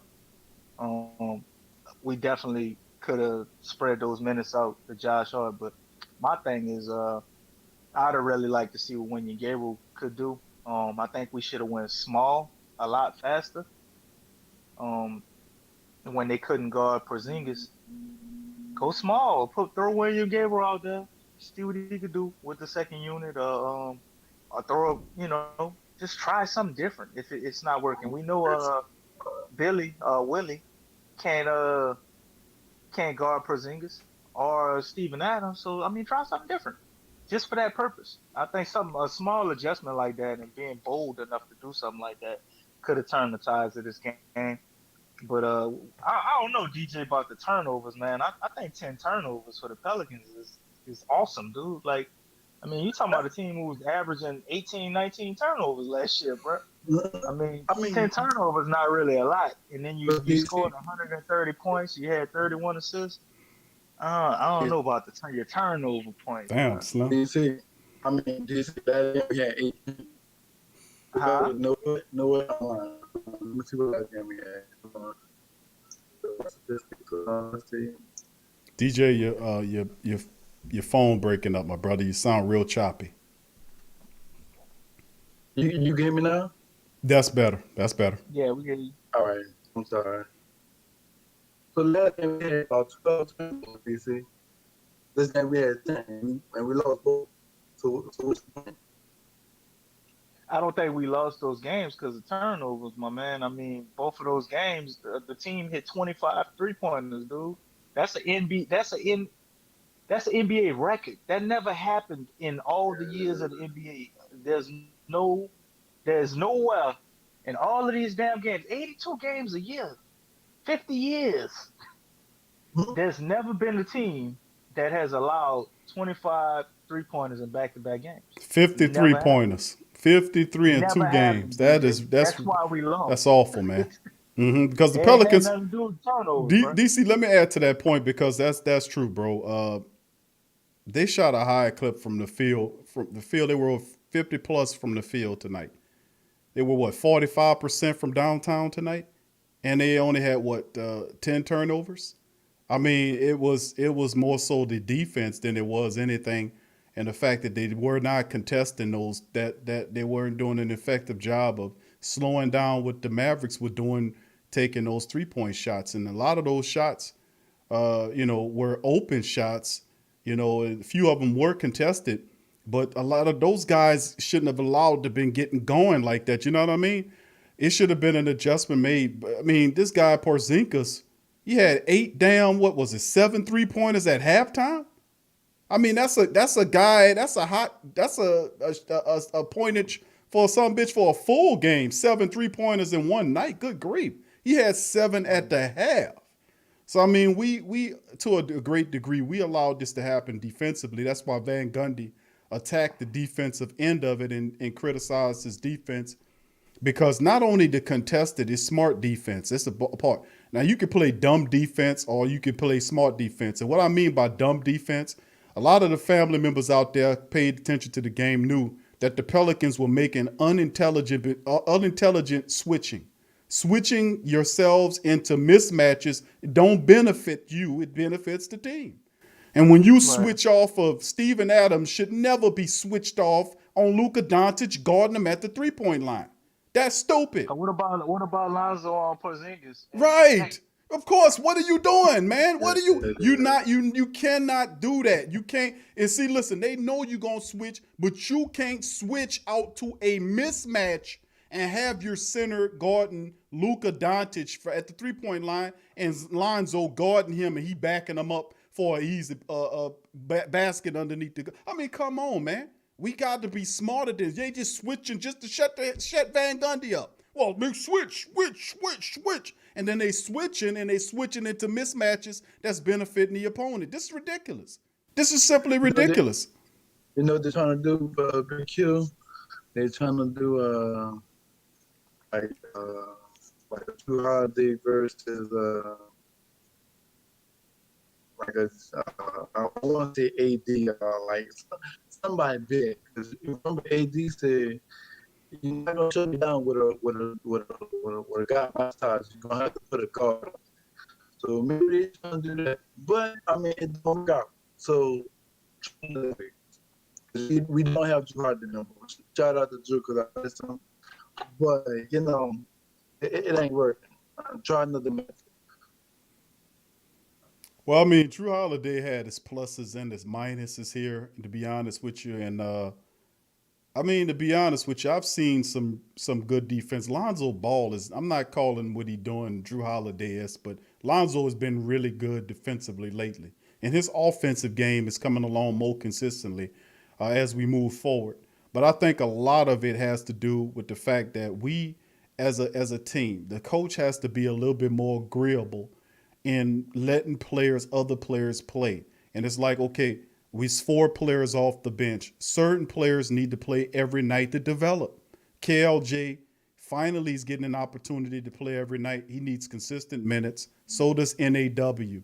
Those guys need consistent minutes. And if we have to get rid of your boy, cut down JJ Redick to a degree, or take some minutes away from Josh Hart to give to NNAW, or when, and you know, and like we talked about, this is the first time we mentioned this, family. We talked about opening the bench and Willie Hernan Gomez being a hustle player, Wenyan Gabriel is a player. The Pelicans got 5 effective players off the bench that can help the starting 5. We do.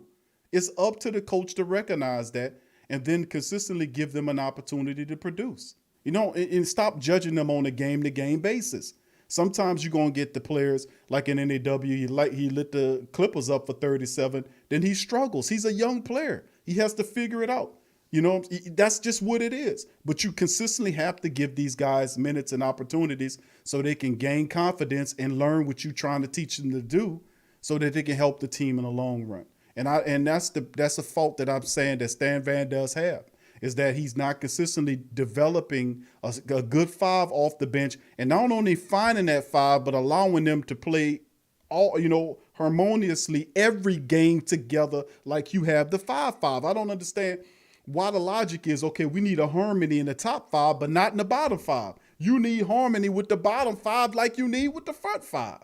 I mean, man, you got to have that. That's why Gentry ain't the coach no more. So if he wants to follow that template, he'd be able to follow somebody right to a head. He'd follow his ass right back out to the NBA talking bench.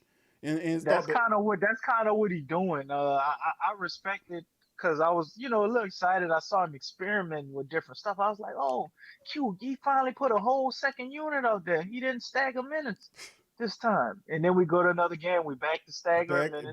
Back, because then it's a different lineup around him. We had the NAW lineup, where they had him out there, and he was playing great defense, and now JJ Redick then magically came back, and he's out there. NAW don't get no minutes. What's the problem? These guys got to play consistently. I mean, all over the place, bro. Right. But you see Eric Bledsoe off the bench. Listen, put Bledsoe's ass on the bench. Put him on the bench. That don't mean that he won't get 30. That would be amazing because you have somebody that can score against second units easily. Right. Eric Bledsoe is the starter, so it should be easy for him Put him on to the play bench. off the bench. Why wouldn't you do that? Right. And I'm saying, listen, you start KLJ. You can give him 24, 25 minutes if he get in the floor of the game. Give him more. But if you feel comfortable with Eric Bledsoe, you can still give him the 25 or 28 or 29 minutes that you want to give him coming off the bench. So KLJ should be the guy because he gives you something that Bledsoe doesn't give you insofar as his athleticism and the ease of which he scores. You want to get him in there so he can speed up the offense. I'm telling you, the guy can help in that capacity. You know he's going to kick it out to Lonzo and B.I. because he loves to penetrate and kick it out with pinpoint passes after he's broken down the defense because he's so damn fast. They got to scramble to try to get to him. So, I mean, I think that'll work. Like I told you earlier, NAW would also work too, man, because you could allow Alonzo Ball to run the offense as he likes to do, and you can let NAW be the natural two guard that he's supposed to be. Please, and just play the kind man. of handle the ball a little bit, also, and then you're gonna have a pretty good backcourt defensively because both of those guys play good defense. And then you got Eric Bledsoe coming off the bench. You know what I'm saying? I guess it'd be a bad lineup to play him and Kiera. You're giving up a lot of size, but you got him, Kiera, Josh Hart, Willie, William Gabriel in there. Yep, there go your five. You know, that's your five. But we gonna stagger minutes though. So y'all sound like stagger minutes ain't gonna work. Forward. That ain't gonna work. We don't. Go ahead, we DJ. don't. We only have one power forward, man, and I don't like this shit not working. Josh Hart is your power forward. Josh Hart is your power forward. Brandon Ingram goes to the 4 when he plays with the bench, and then you got Zion. They take Zion out early, but B.I. go to the 4 during the game.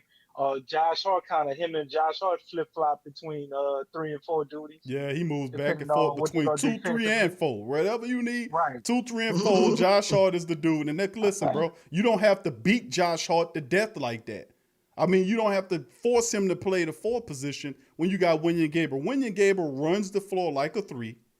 He's strong. He's getting better, but he has the hustle that you will want to have off of a bench guy. He's a guy that scores off of garbage. You don't need to run plays for him to score. Just like Willie Hernan-Gomez. You're not running plays for Willie Hernan-Gomez is getting almost double digits, doubling up every night. They're not. He's hustling to get that. So, I mean, that's the same thing that Willie gives you.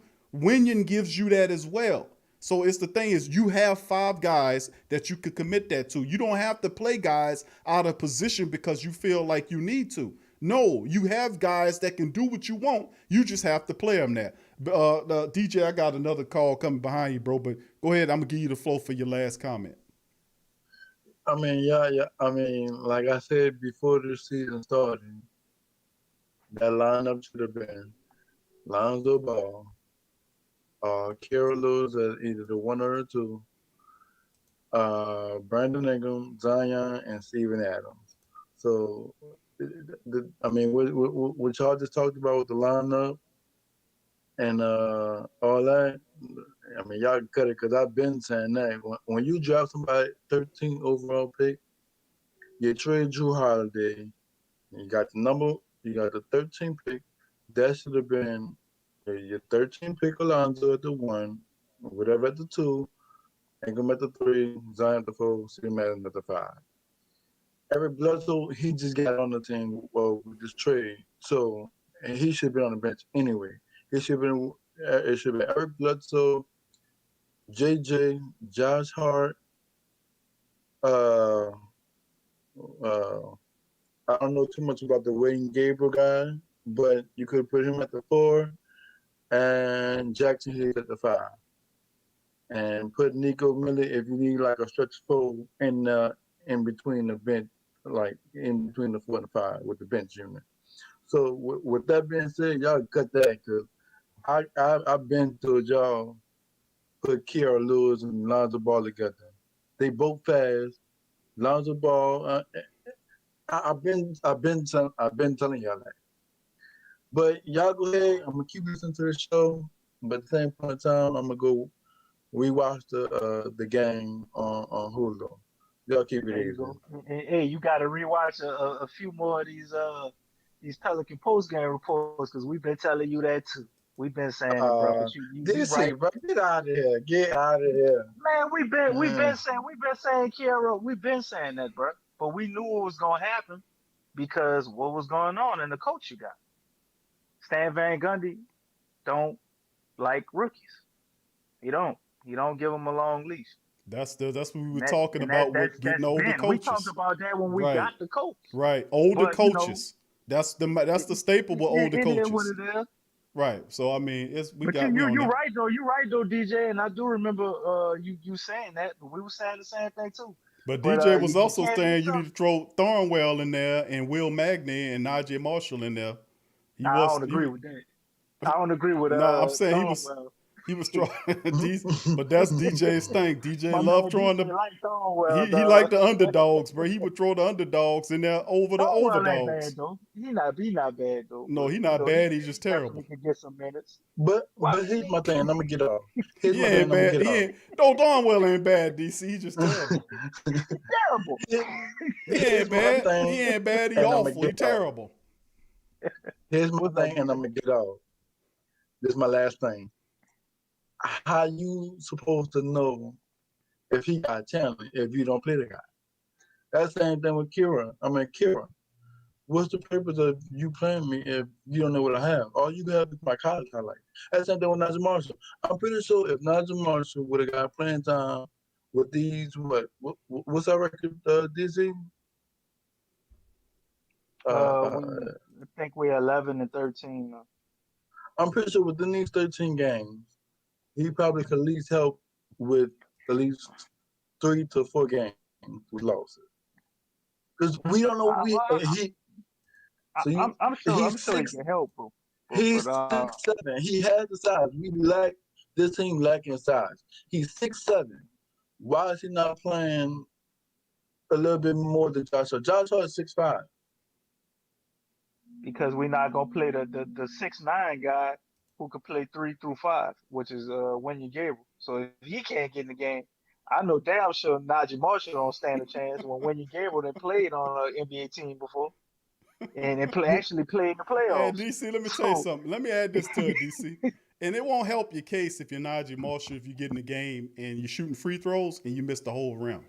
he shot an air ball on free throw. Right, that don't look good, bro. You know, the coach already don't trust you, and you airballing charity stripes of shots from the charity stripe. That's not a good look. So Yeah, maybe the Najee G League Marshall, is what. man. I Maybe the think he G got a lot League. of potential, He though. does have a lot of potential, but the G League is the perfect spot for him and Will Magny because the coach don't trust those guys enough. Hell, listen. Najee Marshall and Will Magny don't have a shot in hell of playing minutes on this team when he just discovered Willie Hernan Gomez. Just discovered Wow, him. you seeing that? Just A walking a double off the right, bench. just sitting there. Look, I told you I could do this before. I could do it. This guy is a guy that's been in the league for several years now, and he was sitting there waiting. So if he played Willie Hernan Gomez like that, the guys like Magny and Najee Marshall is not going to see the floor in a serious capacity. In garbage time minutes, he'll throw out that guy and all of them because they don't make a difference. I can't win the game or the game is over with in some kind of capacity, whether we gonna win or lose. So it don't matter if any one of these guys get out here and play. But Najee Marshall and Will Magny deserve to be in the G League so they can hone their skills, build up some confidence because Stan Van Gundy does not trust those players. Young players, that's what these older coaches are. They want to ride with the veterans. They're not going to roll with a lot of these young players. Hell, KLJ is a 13th draft. He's 13 overall pick in the draft. And he reached up until not too long ago, he started really playing consistent minutes. And that was due to the fact that injuries and bad play by the Pelicans forced his hand to do that. So an act of desperation is what it takes for you to be discovered as a bench gem for the Pelicans. And that's just been the proven point. Whether it's bad play or injuries, desperation forced KLJ into the lineup to see what we got. It happened with NAW against the Clippers. It happened with Will Magny several games back as well. And hopefully, if it keeps happening, we might discover who Wenyen Gabriel is finally. So most of these guys we already know about. We know about these guys, but Van Gundy is just that dude. He got to get up off of that, man, and play these young guys because in which those guys you'll get a lot of salvation. So DJ, I thank you for chiming in, bro. Appreciate you for chiming in And go Pels to you, bro. Same to y'all. Peace, bro. All right, DJ. That's DJ, bro. Appreciate the call. Let's go to Dave. Dave, how you doing, bro? Sorry about the wait. Yeah, hello? Y'all hear me? Yeah, I can hear you, Dave. Welcome to the Yeah, we hear show, you, bro. brother. Yeah, what's up, man? Man, I really rock with y'all show, man. Y'all really touching the right points, man. For real. Appreciate it. Appreciate Thank you, it, my bro. man. Appreciate you. What's on your mind tonight, Dave? But man, bro. Man, Stan Van Gundy, bro. This guy can't coach this guy can't coach the Bonds, bro. Listen, bro. And this shit is crazy to me, man. Listen, first of all, let me touch on this, man. Let's go to the summer, bro. All right. You have Lonzo Ball. All right. Man, there's too many guards on this team in the first place. You got Lonzo Ball, then you had Bledsoe. You go trade for Bledsoe, and you had George Hill. Why do we keep George Hill, bro? A knockdown shooter, a guy who led the NBA in 3-point percentage. All right, now let's get off that, bro. Let's get off that. You have who else? You have Wenyen Gabriel on the bench. Wenyen Gabriel, a guy who's proved himself in Portland, a guy who can run. Bro, I'm tired of all the Steven Adams things, man. That guy can't guard a snail, man. Come on, bro. He's like every stretch forward has a big game from Steven Adams, bro. We have to be able to rotate other guys, man. Wenyen Gabriel's an athletic, versatile defender. He can guard, like you said, 3 to 5, bro. He has to get some minutes, bro. And y'all are right about Bledsoe. Bledsoe should not be starting, bro. Don't you see? Like, bro, come on. It's pretty obvious. Bledsoe and Lonzo can't play together, bro. And then third and most important, like what? How the defense, bro? Isn't Stan a defensive-minded coach? Why are we always forcing? It's like we rather let them score 3 than a 2. How much is it? 53s in the last 2 games, right? Yes. Wow. Yeah. 53s in the last 2 games. It's a record, bro. We're letting guys shoot. We got burnt. Come on, bro. Teams aren't having great games. It's the Pels, bro. We're letting guys. My bad for my language. We're letting guys shoot open shots, bro. Like this is unacceptable, bro. And another point, like, bro, like, yeah, I agree with y'all. But Kyra should be playing with Lonzo, and we should find a way to give him to kill some minutes, bro. Kyra needs to be playing with Lonzo, and Lonzo needs to run the offense more, bro. Like, bro, this is unacceptable. You can't have Lonzo Ball, a known playmaker, a known guy who can create all that create offense, running the shooting guard the whole game, bro. It's not gonna work. So this is just me, bro. And it's just crazy, bro. You have Lonzo Ball being a shooting guard. You think you're gonna get the best out of him, even though he's been playing great. It can't work like this, bro. We need to look at something else, bro. Stan needs to get Bledsoe at that line and let Kyra and Lonzo switch, because Kyra can play that shooting guard too. Let Lonzo run the offensive plays. Let Kyra come in, bro, because Kyra's a better fit for the starting lineup, bro. And until that is like finalized, we're gonna have games like this, and we're gonna keep losing. Dave, but inconsistent because the coach does not make the right rotations, bro. Yeah.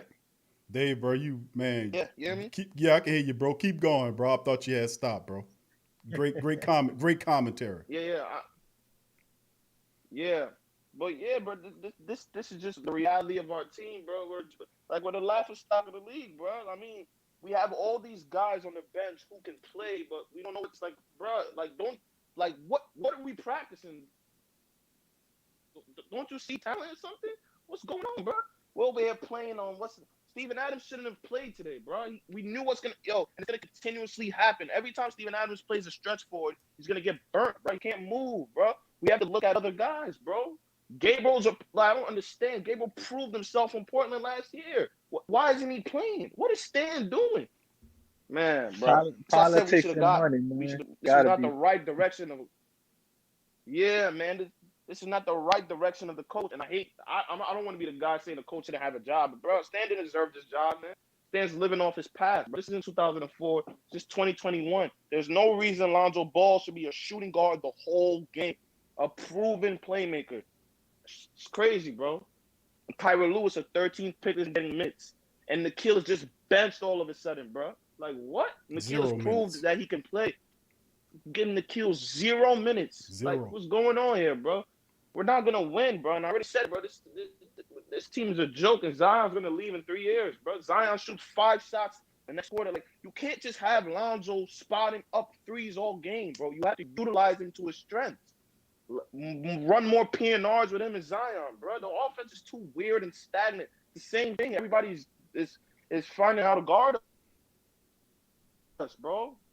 It's a little swing, jet sweep. Ingram comes off, he's shooting, or he's forcing some weird shot.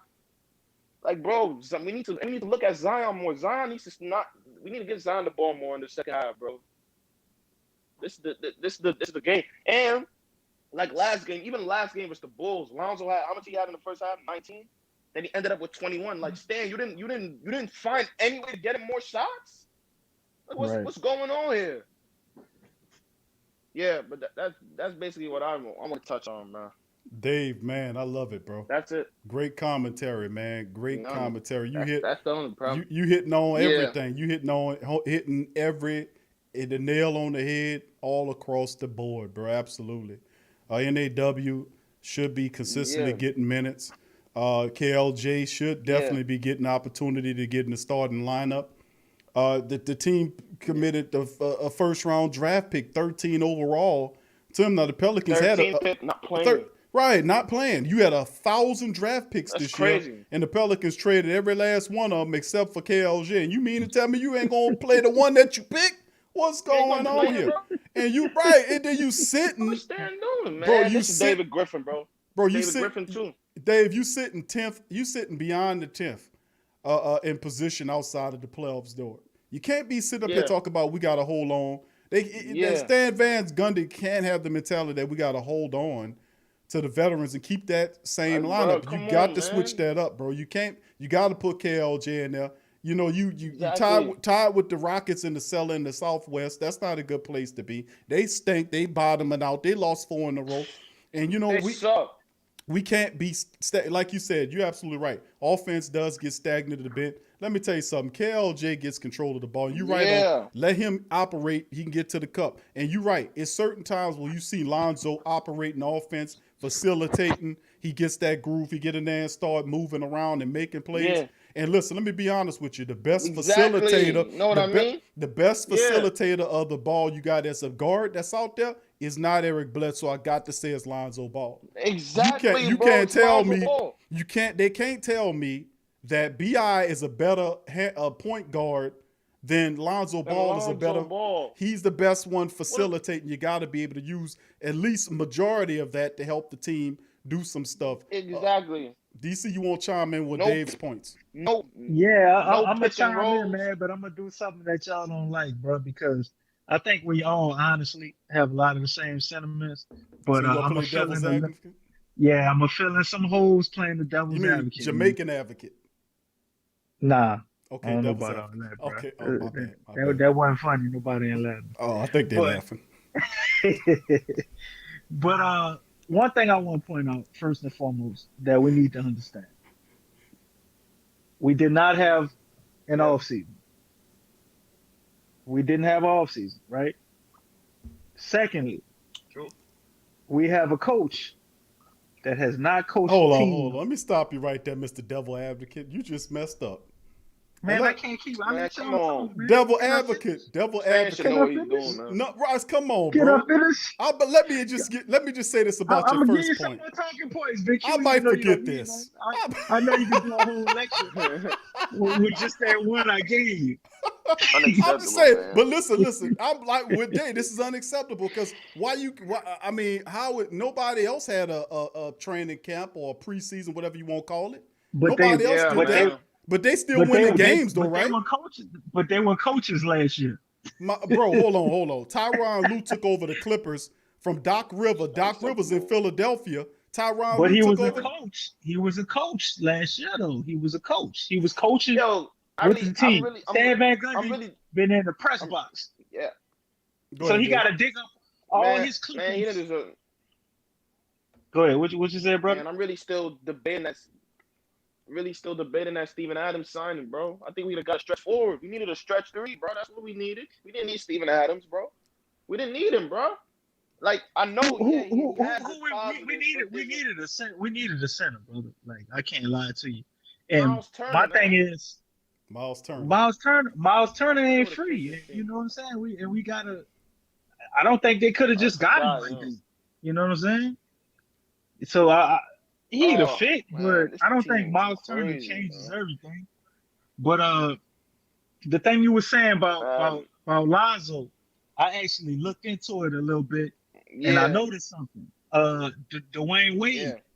made a point to it, and I think Stan Van Gundy actually is trying to do something good for Lonzo. And hear me out. Dwayne Wade came in, What's he trying to and do? they made Dwayne Wade play point guard. Stan Van Gundy made him play point guard, right? Yeah.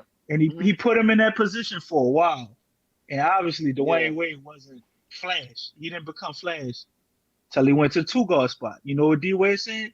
He said they Yeah. played me at point guard, and they went to the off season. They were looking at signing Gilbert Arenas. They ultimately didn't. They signed Lamar Odom. He said that off season after that, they put him at his Yeah. natural position and let him play two guard. And he said everything opened up for him because he didn't have to worry about this. He didn't have to worry about that. And he realized that Yeah. he learned so many skills from playing point guard that allowed him to be an effective shooting guard. And he said without him playing point guard, he's not sure he's Yeah. been able to be that productive, that fast playing shooting guard because it was so much Yeah. easier. I think Stan Van Gundy might be doing the Yeah. opposite thing with Lonzo Ball to try to Nah. build him up with more of a score because we know No. he can facilitate, but he wants him to score. They're trying to Yeah. build long term, Yeah. possibly. Okay, so Yeah. I understand that. And Man. Lonzo Ball does still play point guard a lot of times with this team, man. And some of the stuff that goes on No, is just bro. him Not being enough, passive. man. Not Some enough. of it is him being passive, man. They don't No. call a lot of plays. They don't call a lot of plays Not for enough, nobody. man. They call a few plays for JJ. They call a few plays. Well, obviously they call Not plays for enough. Zion, and they call plays for Bi. They don't call Man, plays for nobody man, else. man, man, JJ needs to go, bro. Let me be honest, man. Man, and I can't you could devil tell, bro. advocate. I Man, can't Eric, devil's bro. advocate that I point. don't, and I don't want to be rude, but I don't want to be disrespectful to Bledsoe, but man, he's trash, bro. Come on, man. Let's be honest here now, bro. He's I, I don't think he trash, trash, bro. bro. He I gotta mean, go, trash. bro. Him and JJ That gotta man, go. Bledsoe's that man got an trash, man. easy six. He's He got an trash, bro. easy 16 tonight, dude. I wouldn't call him trash, but But I you gotta, wouldn't. I listen, wouldn't you want him to gotta be look. my starting point guard as my primary guy in the Yeah, backcourt. Nah. that's what I'm saying. Exactly. He doesn't know what the best plays to make off pick and roll. Bledsoe's looking to score, throw some weird pass to Steven Adams. Lonzo's wide open. Yo, it's like he never looks at Lonzo. Lonzo's wide open in the corner. Bledsoe's trying to force some weird thing up. It doesn't work like that, bro. You got to make the right play. You feel me? Bledsoe did a bounce pass Bledsoe got to go, bro. to Steven Adams under the goal. Now they was Yeah, both in the paint under the goal. Bledsoe did a bounce pass to exactly. Steven You saw Adams, that. and they got Like turned over. I was like, what what the is hell you that, doing? bro? I wouldn't try to do that And in punk ball. and the problem is you're not. Exactly. You Bledsoe's a veteran. He's 31 years old. He's been in the league for 9 years, and you're making plays like Yeah. that? Like, come on, bro. That's unacceptable, bro. Bledsoe, you He's want not. Braun's team to come score? He's not a point guard, bro. He's more like To he's like score? a scoring Not a point point guard. guard. He's not a real. All right. Yeah. So yeah, Bledsoe ain't tried. I worded that wrong. He doesn't fit this system, bro. I'm trying to tell. Man, I don't know what Stan is doing. I don't know what direction's going in, but bro, I know you. But Stan needs to be fired, bro. That's the realization, bro. Like, this is unacceptable. No matter how many games we win, I'm gonna still stand with it, bro. Stan doesn't fit the Pels. We're a slow team. Don't run. We shoot a lot of threes.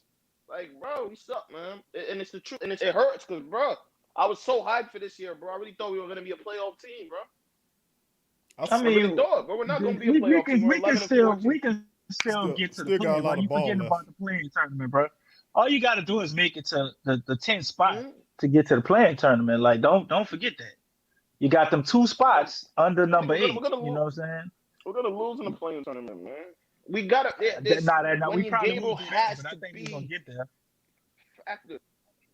Man, like, why does Stan, like, just, you be like, he's weird, bro. Weird coach, bro. Some games, like, Like Nikhil is totally out of rhythm. You saw him last game. He didn't even look at the rim. He's Yeah, he probably was thinking he's nervous. trash now. You gotta play him, bro. He was He's nervous. scared. He didn't even He's look like scared. himself. He's No, scared to Nikhil, as soon lose as his he gets in the niggas. game, he's looking straight. He's exactly, bro. Bro, man, you gotta play him like that or trade him, bro. Make a trade. Make a trade, Stan. First of all, there's too much guard. Somebody has to go, man. Somebody has to go. It better not be Lonzo or Kyra. I mean, Could be those two. who you gonna trade and who you gonna get? Man, Don't Bledsoe ain't say even what got no value, we man. need. Put some players on it, man. We trading who and we getting back who. All right, man. Listen, honestly, if I was the coach, listen, I'll trade Bledsoe and Redick because Redick still has a lot of value. A lot of teams want Redick to Philly for what's his But name? What's that they guy's only want to name? send Redick to. They agreed basically to only send Redick to the Knicks Brooklyn or the Nets because that's where he won't go. or Brooklyn because it's oh yeah. Damn, man, ain't nobody I want from the Knicks, man. Man, bro, ain't no shooters from that team. Like Knox, Kevin Knox. Mm-hmm. The Knicks ain't. Isn't he in trade rumors? Kevin Knox will help his team out. They wouldn't give up Kevin Knox Then for Lonzo could Derrick get more minutes Rose. at that I point. mean, you think JJ Redick better than Derrick Rose? Detroit couldn't get Kevin Knox out of him for Derrick Rose. They wanted him. Man. So, like, what moves are we gonna make at the? I don't know what moves are they looking at. They're gonna. I've heard Lonzo's in trade rumors, but I don't think they're gonna. I don't think now that he's proving he's getting better. I don't think that they're looking at trading him. But who knows? Lonzo to the Bulls for either Kobe White, Larry Merkerman or whatever, and us possibly giving a pick is a heavy Marketing? rumor. Yeah. That's wow. The Nets, That's JJ great. to the Nets. It's a bad trade. For some trash. For basically, Man, that's a terrible Clarkson is probably the best person I heard in that trade.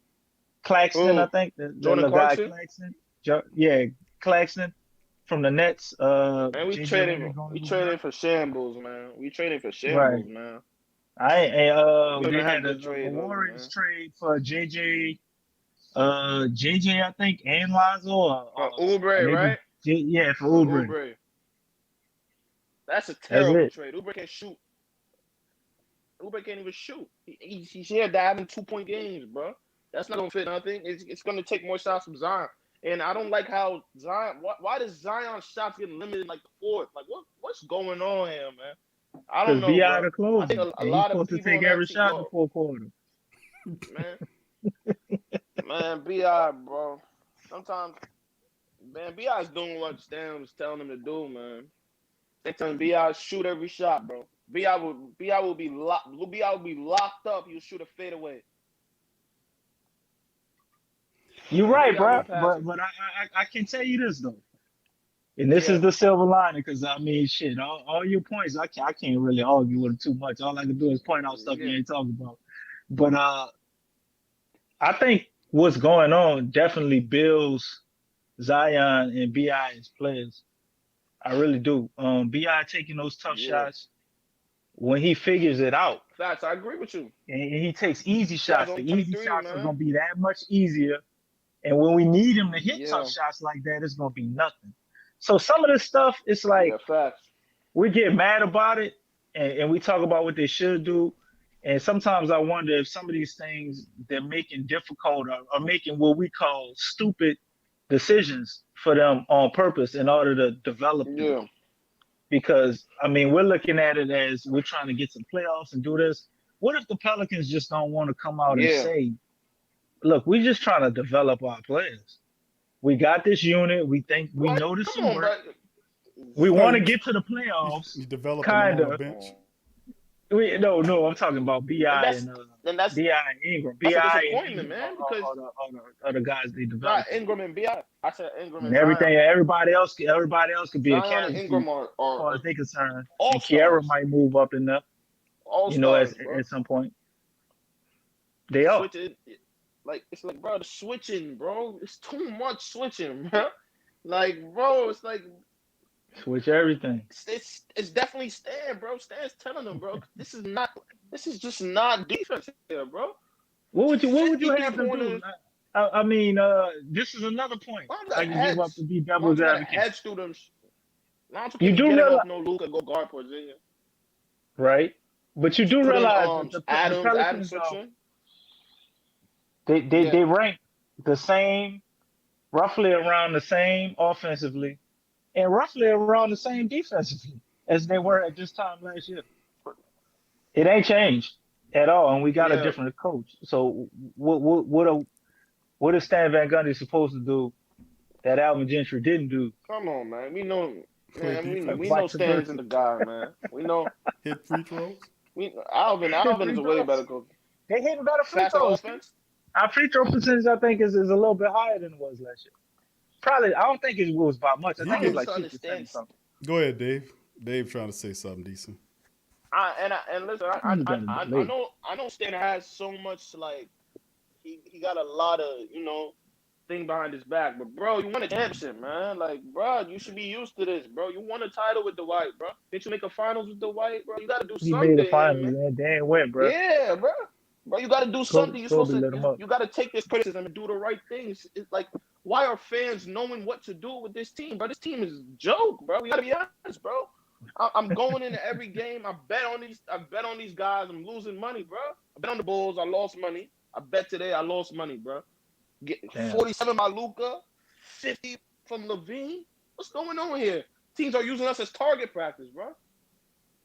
When you play the Pelicans, you know you're gonna shoot 20 plus threes. You're gonna make 20 plus threes, bro. It's the truth. Well, Dave, let me say this to you, bro, because you right, bro. There's a lot of bad to talk about with the Pelicans, but they're still only a few games from under 500. And you should be able to bet whoever you're going to pick up, whatever pigeon you got betting on this Detroit game, you should be able to make some of your money back because the Pelicans going to take care of business against the Pistons. Man. I'm not sure about Detroit. So, I mean. Pistons, man. It's not looking like we're taking care of business. They beat the Celtics. Jeremy Grant, he's probably going for it. Yeah, Grant's playing well. They beat the Celtics? They did beat the Celtics tonight. By 4. Yeah, man. So I mean, but this is the NBA though, bro. Beating all the good teams. But this is the thing though. The Pelicans still just a handful of games from up under 500. Yeah. And the positive I got to say about Stan Van Gundy, the Pelicans are committed to him for the next 4 seasons. His job, his job. No, listen to me. His job, and let me give you the positives of why Stan Van Gundy. Why I'm saying that this is gonna get turned around. Number one, we're a handful of games outside of getting back to 500. The rest of the Southwest is not too good. Mm-hmm. Only one team is over 500. That's the Spurs, who we beat early in the year. The Pelicans don't turn the ball over as much as they did last year. They're a lot disciplined there, so that improved. And DC is right there shooting the free throws a lot better. Tonight, they shot 50+% from the field, and they scored, 130-something points tonight. That usually wins games. So with the back-to-back 50-burger, 3-pointers, hits between 2 contests and the Bulls and the Mavs, they have medicine. And when the Pelicans lose like this, they always come back strong. The next game, they come back focused, and they come back determined. Now, this team usually, like when you look at when you look at what Van Gundy's doing, the positive I can say about him is that he's unlike Elvin Gentry, he does tend to a degree, stick to stuff that he sees working as opposed to, what Gentry was doing. So this team is not 10 games, 10 games outside of 500. There are a handful of games underneath there. And they have a very favorable few matchups that's coming up next where we could take advantage of that and get to 500. So one game at a time.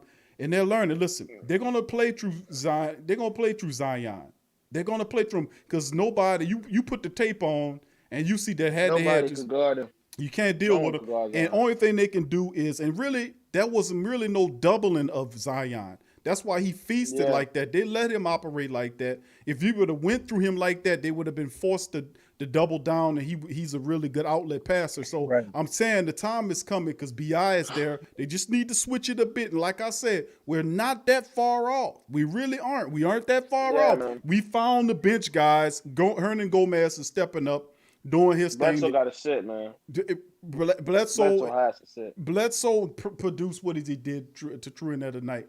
He threw in there 16 plus in the game. So he comes and goes, but I think he would fit better off the bench. So listen, few tweaks here or there, and the team has an opportunity to ascend. Like I said, they're not that far off. You're not the freaking worst team in the NBA right here. You got to figure a few things out, make a few tweaks, and you're gonna be fine. Yeah. But that's the problem. Is Stan gonna make those tweaks? And the answer is no, man. We know he's not. Stan don't care, man. Stan I think he will. I say he will. I'm gonna be honest. I think Dave he will. Gundy he gonna make them. Because see make some tweaks, he man. got to, because the pressure's on.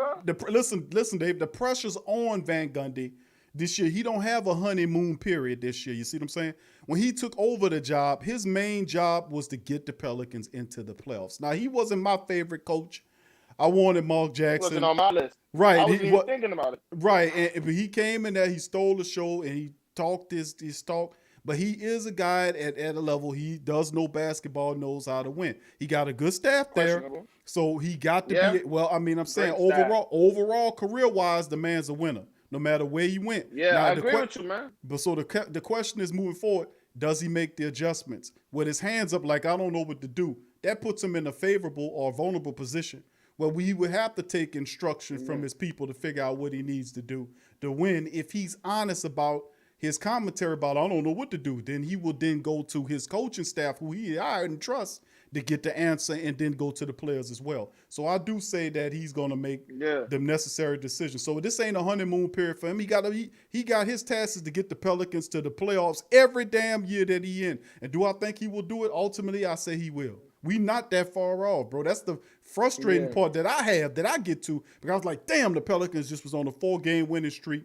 Then you have a few pieces here. You got to get that 5. And if you get in there, though, because prior to that wasn't the case. You were still working your 5 to death and playing 6 people, 8 people, running them in the ground. That bench is open. See, the adjustments are slowly coming. This dude working it slowly. And I do ultimately think at the end of the year, the Pelicans are in the playoffs.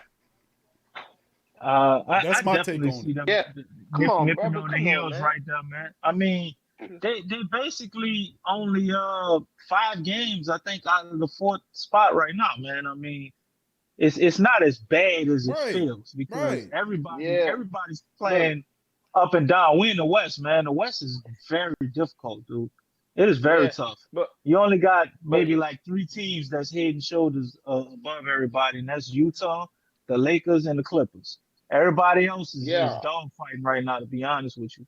So we could turn around, and Stan Van Gundy then coach 10 or 11 seasons, and he only missed the playoffs twice.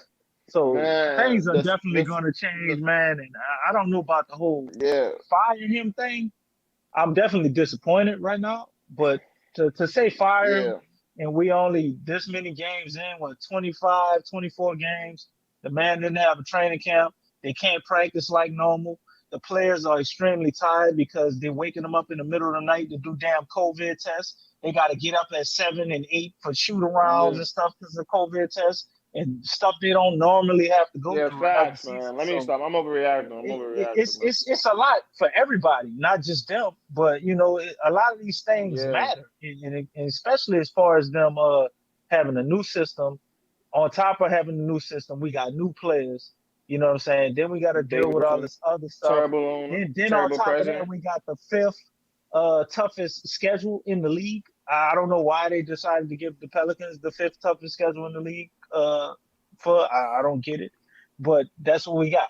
So, you know, you got a lot of things going on that's compounding. But there's one thing about this team I can say, But a lot of stuff you're saying is true, but this is a resilient group, bro. Yep. And them dudes, they work hard, and they going to keep grinding at it. They ain't going to never quit and give up. That's what I can say about our team. And I know they're not just going to lay down, and they're not going to just be doing this for the whole season. This ain't going to be like last year with Alvin Jensen, where we don't see progress.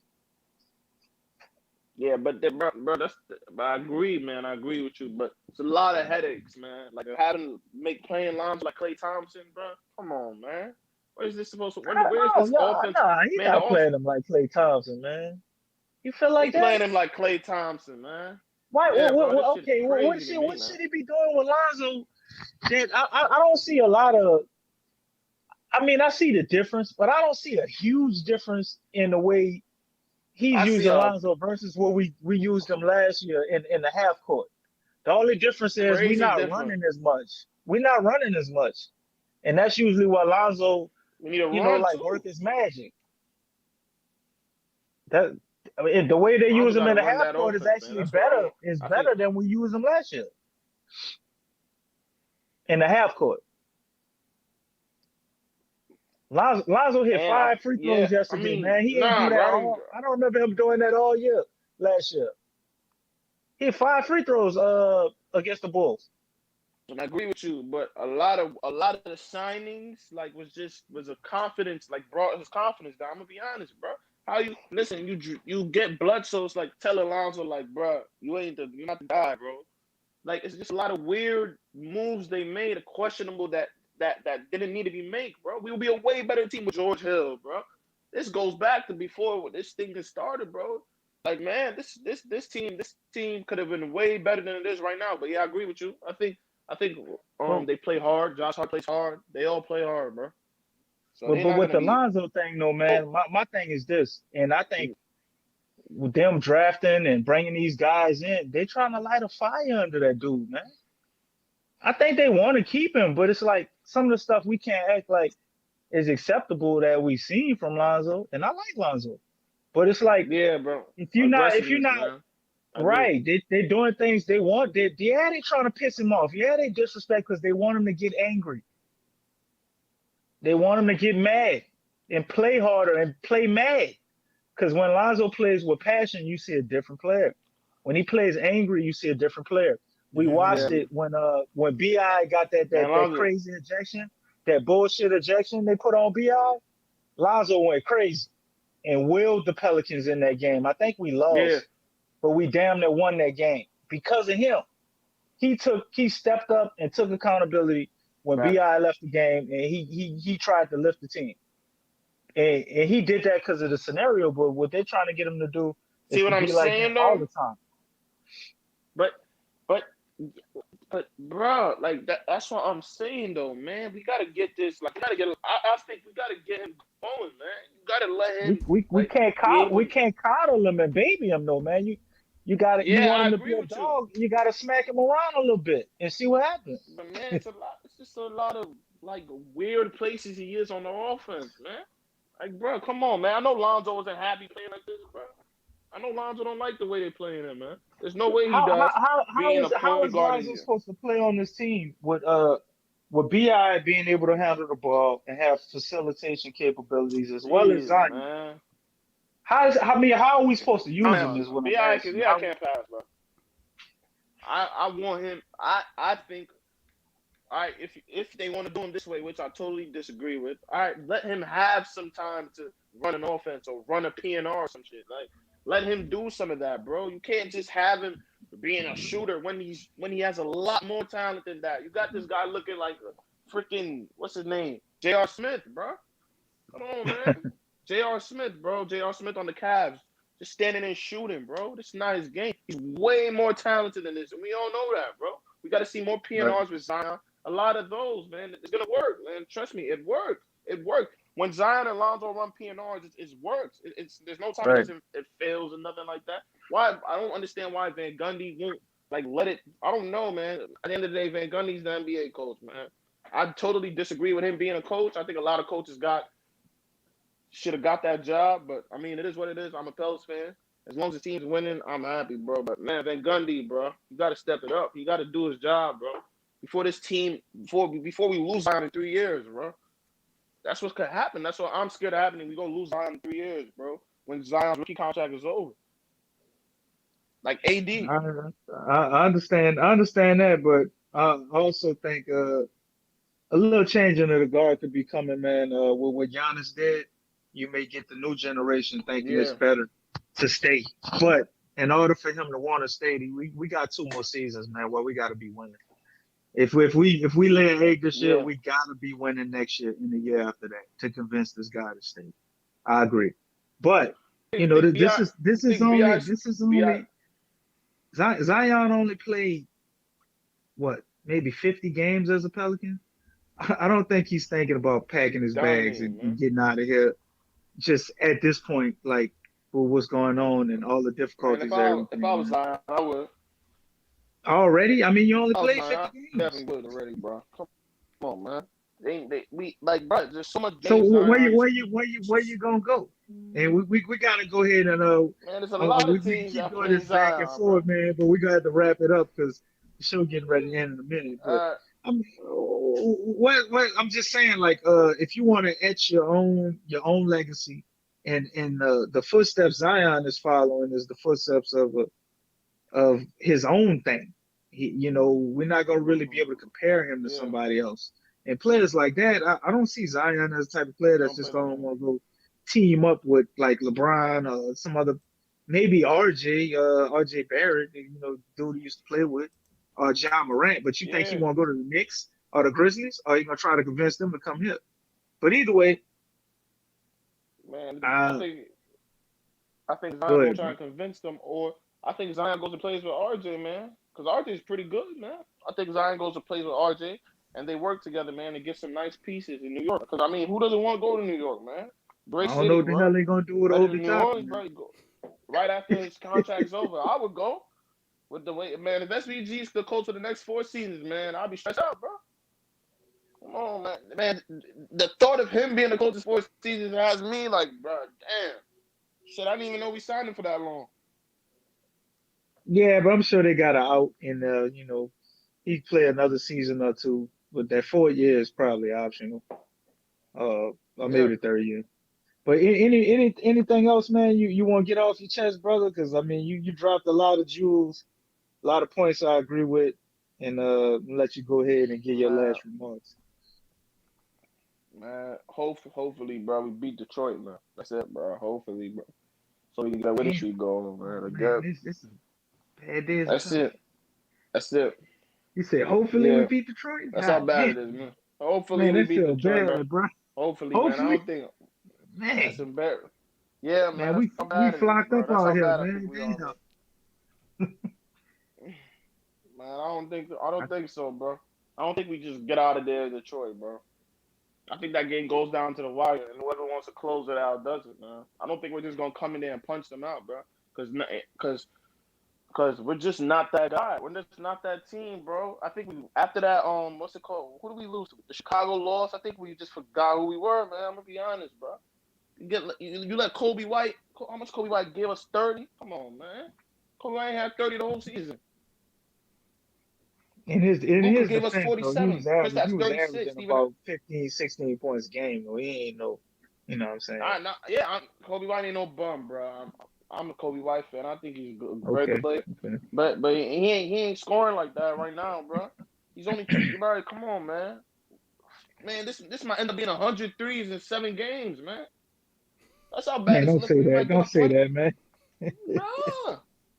That's how bad it's getting, bro. It might end up being 100 threes. 100 threes, bro. We just broke 82 games for 52 years. This is crazy. I think people are not like viewing how crazy this is, bro. This is very crazy to give up 52 threes in 2 games. It is. And and and we have guys talking about the Bulls were hot. I said the Bulls weren't hot, bro. This should show you that we don't guard the 3-pointer. I don't know why.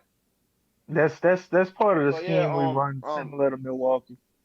That's a scheme. You give up the yeah. 3-pointer, and you take away all layups and dunks. No layups, no dunks.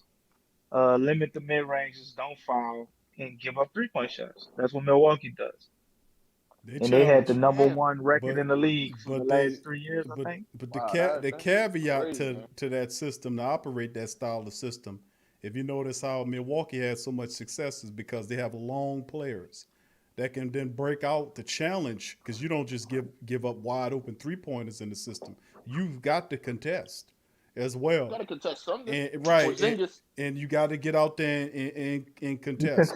contest the corner threes. The corner threes are the ones you contest, and the ones up top that Milwaukee so happened to be hitting all night, as well as the Bulls, were your weak Mavericks. areas. The top of the key. You know, those quarter. What do you call it? That area in between the corner and the top, the quarter little area. They was giving up. They was hitting. That's your weak areas, and you take away the corners. Yeah, they was getting up. They was hitting them at the corners. They was getting the shot. Finney was knocking down the corner. He was 4 for 4 from downtown. So I mean, that system. It was hitting them everywhere. Right. That's what I'm saying. He was wide open. And when you get a team, Porzingis threes was at that top, the top of the 3-point line though. Not all of them. Adams. Not all of his shots were straight away. I'm just saying. No, not all his shots. His 3-pointers. I'm saying not all of it. He hit 8 of them. Not all of them was straight away. What I'm saying is, for you to play that style of team, that don't mean they give them up, meaning they're not contested. Because you see the Pelicans were running out there to contest it. The Porzingis, some of the Porzingis 3-pointers Adams was had a hand up in his face. But by that time, Porzingis was already in the rhythm. And whether or not you could put 2 goddamn hands in his face. If the guy's in the rhythm, he gonna splash him down. And when you get a team that's hot, they're gonna just take you apart. You can't let a guy like Porzingis get in that, bro. Adams got to be. You got to be more. You got to be ready to go. You should know what you're getting into with a 3-point specialist like Porzingis, man. A guy who doesn't miss. He don't miss that much, obviously. You see every shot, he's already going back on defense. He thinks every shot is going in. Right. I think that, let's look at that statistics that you said, 52 3-pointers in 2 games. That don't continue for the rest of the season. That, like you said, you breaking record. That don't happen often. That's like seeing 2 red moons in the sky at the same time. You're not going to see that probably for another 5 to 50 years. That was something that stood for what, 20 plus years? So, I mean, that's not going to be something that you're going to see quite often. So, be understood that, they got what they got from downtown. The Pelicans put up 130 tonight. That's usually good enough to win. A lot of points. You're supposed to win that. But listen, at the end of the day, I still see more positives than I see minuses. And you're still only a handful of games underneath 500. Still a few handful of games out of the 10th spot. So in the end, you still going to be all right because you got a favorable few games coming up where it gives you an opportunity to get back in this thing. Listen, they listening. When the Pelicans were struggling a week or so ago, you seen them gel together, started beating teams, putting it all together. They went on a full streak. They lose to 2 record-breaking 3-point games, and they were actually challenging those shots. They're going to come against the Detroit team. Detroit got a matchup against Boston tonight. The Pelicans won't take them favorably, and we'll deal with it each game at a time. But I still see from watching the Pelicans, as long as I've been watching them and watching what Van Gundy's doing, I still see the Pelicans are responding. I hear the statistics, but I'm saying I'm still seeing what I'm seeing on the court. They are responding. When they lose contests like this, they come back. And I'm saying they do shift to a degree and they do adjust. So like I said, there's minuses, but there's still more pluses and minuses in my opinions. So Dave, I thank you for chiming in, bro. Appreciate your passion, bro, on the show today. Appreciate you, bro. And keep calling in, keep chatting, bro, when we drop the line. All right, Dave. All right, man. Go Pels, bro. All right, man. I was trying to get Dave to give me a go Pels. I'm not gonna get Dave. Ain't gonna give me no go Pels. Dave after Dave lost money on 2. He said, "Man, cue to hell with that go Pels." I lost money on back-to-back contests. To hell with that go Pels. But listen, I'm just saying this overall, family. Y'all know that we keep it real deal here, and like me and DC go back and forth on this thing. But listen. I'm gonna be honest with you. Like I told Dave, like I told DJ, this is what young teams go through to win. Now the Pelicans could be a lot worse off. We could be almost 10 games underneath. But I'm telling you, Zion Williamson, BI, learning how to play together. They didn't get that very much last year to get that camaraderie. You've seen it in a handful of games. You seen Zion last year. Zion wasn't. They had him under the minute restriction. This is the first time in his young career that he's been unbounded, unrestricted, that where he can go on and do what he got to do. And he's giving you big time minutes. You see Lonzo slowly working his. Was playing some pretty solid defense over the last several contests. You see him knocking down the 3-pointers. You see him slowly coming along. You see the bench slowly coming along. And like I said, a few moves here or there, the Pelicans know, and the pressure's on the Pels to get to the playoffs. This is not a wait and go see team. I'm telling you that. That is not what this is. You lost that honeymoon period you got with Elvin Gentry. So whatever Stan Van got when he got here, he knew that when he took this job, he had to get the Pelicans to the playoffs. And he said, I think I could do it. Well, the case in point is, I think he can do. You put B.I. and Zion together, Lonzo coming along. Steven Adams, is he cutting his minutes because he might be dealing with some issues and trying to rest? Steven Adams is definitely hurt, man. I don't think he's that slow for 22 minutes tonight, he's hurt, DC, man. and more minutes He's to hurt, Willie Hernan Gomez than him. Now, even though that's not official, but we're going off what we see from a 9 standpoint. Steven Adams, if he's healthy, there's no way he gets no less than 30 minutes, DC. Come on. He was averaging like 17, 18 rebounds for like a 4 or 5 game stretch. And then after that, I was like, dang, Steven Adams then turned it up. You know, they was going through their losing streak, you know. And he turned it up, man, to help start righting the ship. And then after that, he went through that little stretch. He's never been the same since he had those 17, 18, 19 rebound games. And he was getting beat up, and he was playing with a lot of effort and intensity. I mean, he always does, but it was like a little turned up more than usual.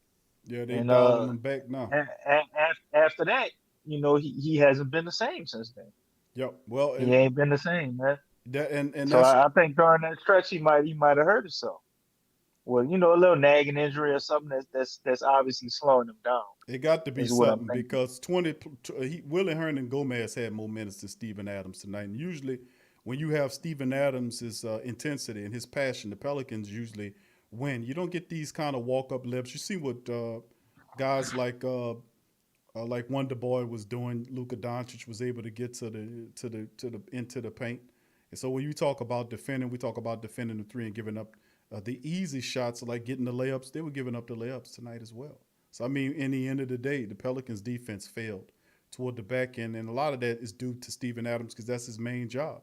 Steven Adams protects the paint. That's what he's supposed to do. He gets offensive rebounds, defenses, and he defends the cup. That's what his main job is. You know, so, I mean, with him down like that, that's a major part of this because if Steven Adams gives you his normal production, the Pelicans win. 1/3 is well enough to be able to beat any team on any night. So, you know, like I said, we gonna bounce back against Detroit because the ramifications if you don't are astronomical if you lose to a team like Detroit. Now, of course, Boston lost to Detroit, and anybody could lose to anybody at any given day. This is the NBA. But at the end of the day, the Pelicans know what they're facing, man. You had a Chicago team that lit you up, Dallas that lit you up. Now, they're going to get some three-pointers, but you're supposed to still be able to challenge some of those three-pointers and bat them in their face. Do something, you know what I'm saying? Stop bailing out the defense of the opposing team by pulling up, taking unsmart shots like we seen the Pelicans do late in the fourth quarter well, not yesterday, this past game. So, and unintelligent switching. If you're going to switch intelligently or stay on your goddamn man. Whatever, communicate with the guy that's there and let him know what to do. Do not put Steven Adams on Luka Doncic and switch to a mismatch. Don't switch into mismatches is what I'm saying. Stop doing that. That's not smart and it doesn't help you. Oh, I got a man on him in his face. No, do not switch into mismatches. You're helping your opponent, and I consistently was seeing that over the losing games and even some of the wins we had. We switch into mismatches that do not benefit us, and we need to stop that. We really do. So with that being said, I still say the Pelicans will study the film. Zion and B.I., these guys are prideful dudes and two of the best in the business. Both of these guys averaging 23, north of 23 plus points per contest. They're really playing all-star level basketball between the two of them. Lonzo coming along. So it's more pluses than minuses. A few tweaks in there, and I'm telling you, they're going to fix it. Handful of games from 500. Handful of games. So, DC, last point on your last point before we end the show, man. Well, I'm looking in my hand. I'm trying to find these full of games so we could get to 500, bro. That's all I'm focused on. But we also got to really think about something that we touched on, but we didn't talk about a lot. The evolution of Zion, man. Like, I don't think we're realizing that Zion, game by game, is just getting better and better and better offensively. Think he still got more work to do on the defensive side, but I'm happy with what I'm seeing from him defensively. He's not getting burned like how he was defensively. He's making greater strides faster offensively, though. I like to see his rebounding go up a little bit, especially with Steven Adams looking like he's banged up a little bit, but BI is jumping in there, grabbing more boards. So you got Zion steadily increasing. We're finding different ways to get him the ball. He's starting to handle the ball more. You got Kiera getting minutes now. If we can figure out a balance of getting him minutes, getting NAW minutes, and then hopefully, I would love to get bigger. And I've been begging for Wenyen Gabriel minutes since game one. At this point, I'm starting to lose hope, but I still got a thread of hope hanging there. I think if we start to play Wenyen Gabriel, especially in a game like tonight, I think could have been very useful, even if he didn't score a damn point. Just the fact that you have an athletic, tall defender that can guard 3 through 5. He's tall enough and he's athletic enough to move around. So with him or Stan Van Gundy, for whatever reason, maybe Steven Adams misses a game and he gets banged up, and we discover Wenyen Gabriel the same way we discovered Herman Gomez, which I mean at this point they probably go back to Jackson Hayes, but man can dream. So if you got that going on, and then you got the coach figuring things out, we seem to have a decent coaching staff. At least we make adjustments. My only thing is the adjustments are sometimes too late. Like we adjusted with the zones and switching up our defense in this game, and it worked better than it did when they weren't. But they waited too long to make those adjustments. So hopefully they don't do that with the season. Lonzo Ball is playing a lot better. I'm sure everybody's talking about him being a shooting guard. I don't know no shooting guard that touches the ball more than Zion and it ain't initiating offense. So I think a lot of people look at what he does and forget who he is and how he plays. He's a pass first guy, and they give him plenty of opportunities to touch the ball. He's willingly passing the ball, fam. Like I don't know if we realize that Lonzo loves to find Brandon Ingram and give him the ball.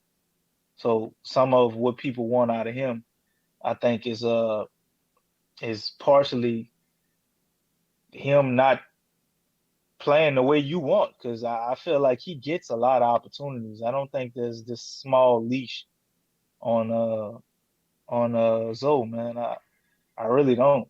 You know, Stan Van Gundy allows him to get plenty of minutes. He never took any of his minutes away. Eric Bledsoe minutes is fluctuating. He ain't never taken none of Zoe minutes. And in transition, he always has the ball and has the ability to make the decision. And then they run the offense through BI and Zion. So as the year goes on and they get more synergy, they figure that out, fix these defensive lapses. Maybe Jackson Hayes is in the lab learning some stuff we don't know about. We see a resurgence of him also getting some minutes at points too. We got a lot of possibilities, man. These guys we sent to the G League, maybe one of them comes back, somebody could get hurt. The whole dynamic of things can change. God forbid BI gets hurt over. Let's just say BI has to miss 4 or 5 games. The way our team is structured, that might not be a negative. That might stretch us to find more people or anybody else. It's a lot of stuff that can happen. It's a lot more basketball to be played. We got a lot more matchups that are favorable coming down the pipe, and we're gonna have some tough games. And then you do realize we're playing a lot of people in the West. I don't think people understand this. When we play so-called good teams in the East, it seems a hell of a lot easier than we play middling or bottom teams or middle of the pack teams in the West. And we ain't played a lot of teams in the East. I mean, the Bulls just handed us our lunch, so that make me look like I'm contradicting myself a little bit. But we got a lot of them coming up. And let's say we play a team like Boston. Don't be surprised if the Pelicans blow the doors off of a Boston. You know what I'm saying? So it's a lot that could happen. A lot to look forward to and a lot to still be excited about. We watching a young team grow right before our eyes, especially in watching Zion, man. This dude done grew leaps and bounds from where he was last year in such a short period of time. He's having success, doing nothing but improving. I can't see why people would be so afraid of him leaving just because of what happened with AD. And let me tell you something, even when they do leave, they never leave after the first 4 years. They always leave around year 7. They get that first big contract because there's nobody who's going to be able to give him more money than us off that first big contract based off of how they got everything structured and then having the bird rights and all of that. So he's going to stay for that second stint. But that second stint, depending on how good we treat him, could be short as hell. When you get your contract, play a year or two, and then ask for a trade. But we got a long way to worry about that, man. And Stan Van Gundy will get this team in playoff contention if he don't do nothing else. We know he could get a team to the finals. And like we said when they hired him, but I'm not sure he's the guy that'll get us over the top to win it. Next 3 games, actually the next couple of games the Pelicans have are 2 very winnable contests. They're at Detroit on February the 14th and February the 16th. At Memphis before they return home for 4 games against Portland, Phoenix, Boston, and Detroit again. So there we go. So that'll be what it is. And like I said, let's see what the Pelicans can do in this one. And that's going to do it for the Pelican Post-Game Report. I'd like to thank all of you guys for tuning in and staying up with us late. I appreciate the callers chiming in, giving their thoughts on it. I hope you guys are feeling better about it. Trust me and believe it. A lot of pluses, more pluses than negatives. We'll see how the Pelicans handle it on their next go around against the Detroit Pistons. This is the type of team we need them and Memphis about right now. We're going to blow these damn Pistons out the Motor City. Yeah, we're going to burn that engine up bad. So with that being said, I'd like to thank all you guys for chiming in on the report. DC, thank you for another great show as well. No problem. And I thank all of you guys out there as well. If you're not a subscriber, please hit the subscribe button and join the realest show covering the Pelicans, the Pelican Post-Game Report. Please feel free to share the show links in your social media feeds as well. And also hit the bell for notifications for reports, if they're the special reports, as well as recaps and analysis as well on your New Orleans Pelicans. So with that being said, don't trip, fam. They're just trying to ruffle our feathers. Don't trip, fam. So with that being said, if you get anybody out there that disrespect your Pelicans, just tell them. Just go and say, Big Q told me to tell you to get the flock out of here and go flock yourself. DC, thank you for chopping it. Tell them, that's right. Tell them pluck y'all and get the pluck out of here. That's what you tell them. They goof asses. All right, y'all. Appreciate y'all. Y'all have a wonderful weekend. We'll be back on the next Pelican Post-Game Report. We recap Pels win over the Pistons. So go Pels. We'll see you later.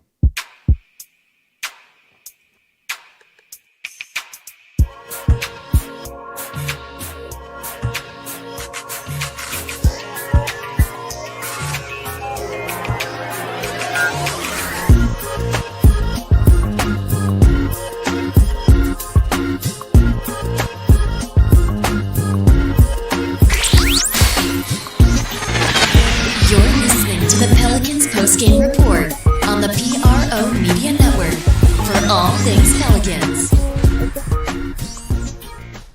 Who that family? Check out the Pro Shop. That's right, the Pro Shop is the platform stores where you can go and buy all the latest merch to support the platform. Available at the Pro Shops, we have dozens of hundreds of products available for you and your family. Unisex tees for men and women, hoodies and sweatshirts, tank tops, kids and baby items, long sleeve tees, mugs, pillows, wall art, bath bedding, face masks, phone cases, stickers, bags, fanny packs, socks, hats, and many other items. Please feel free to check out the Pro Shops. The link is in the description section below. And remember, it helps the platform continue to grow. So check out the Pro Shop and who that too.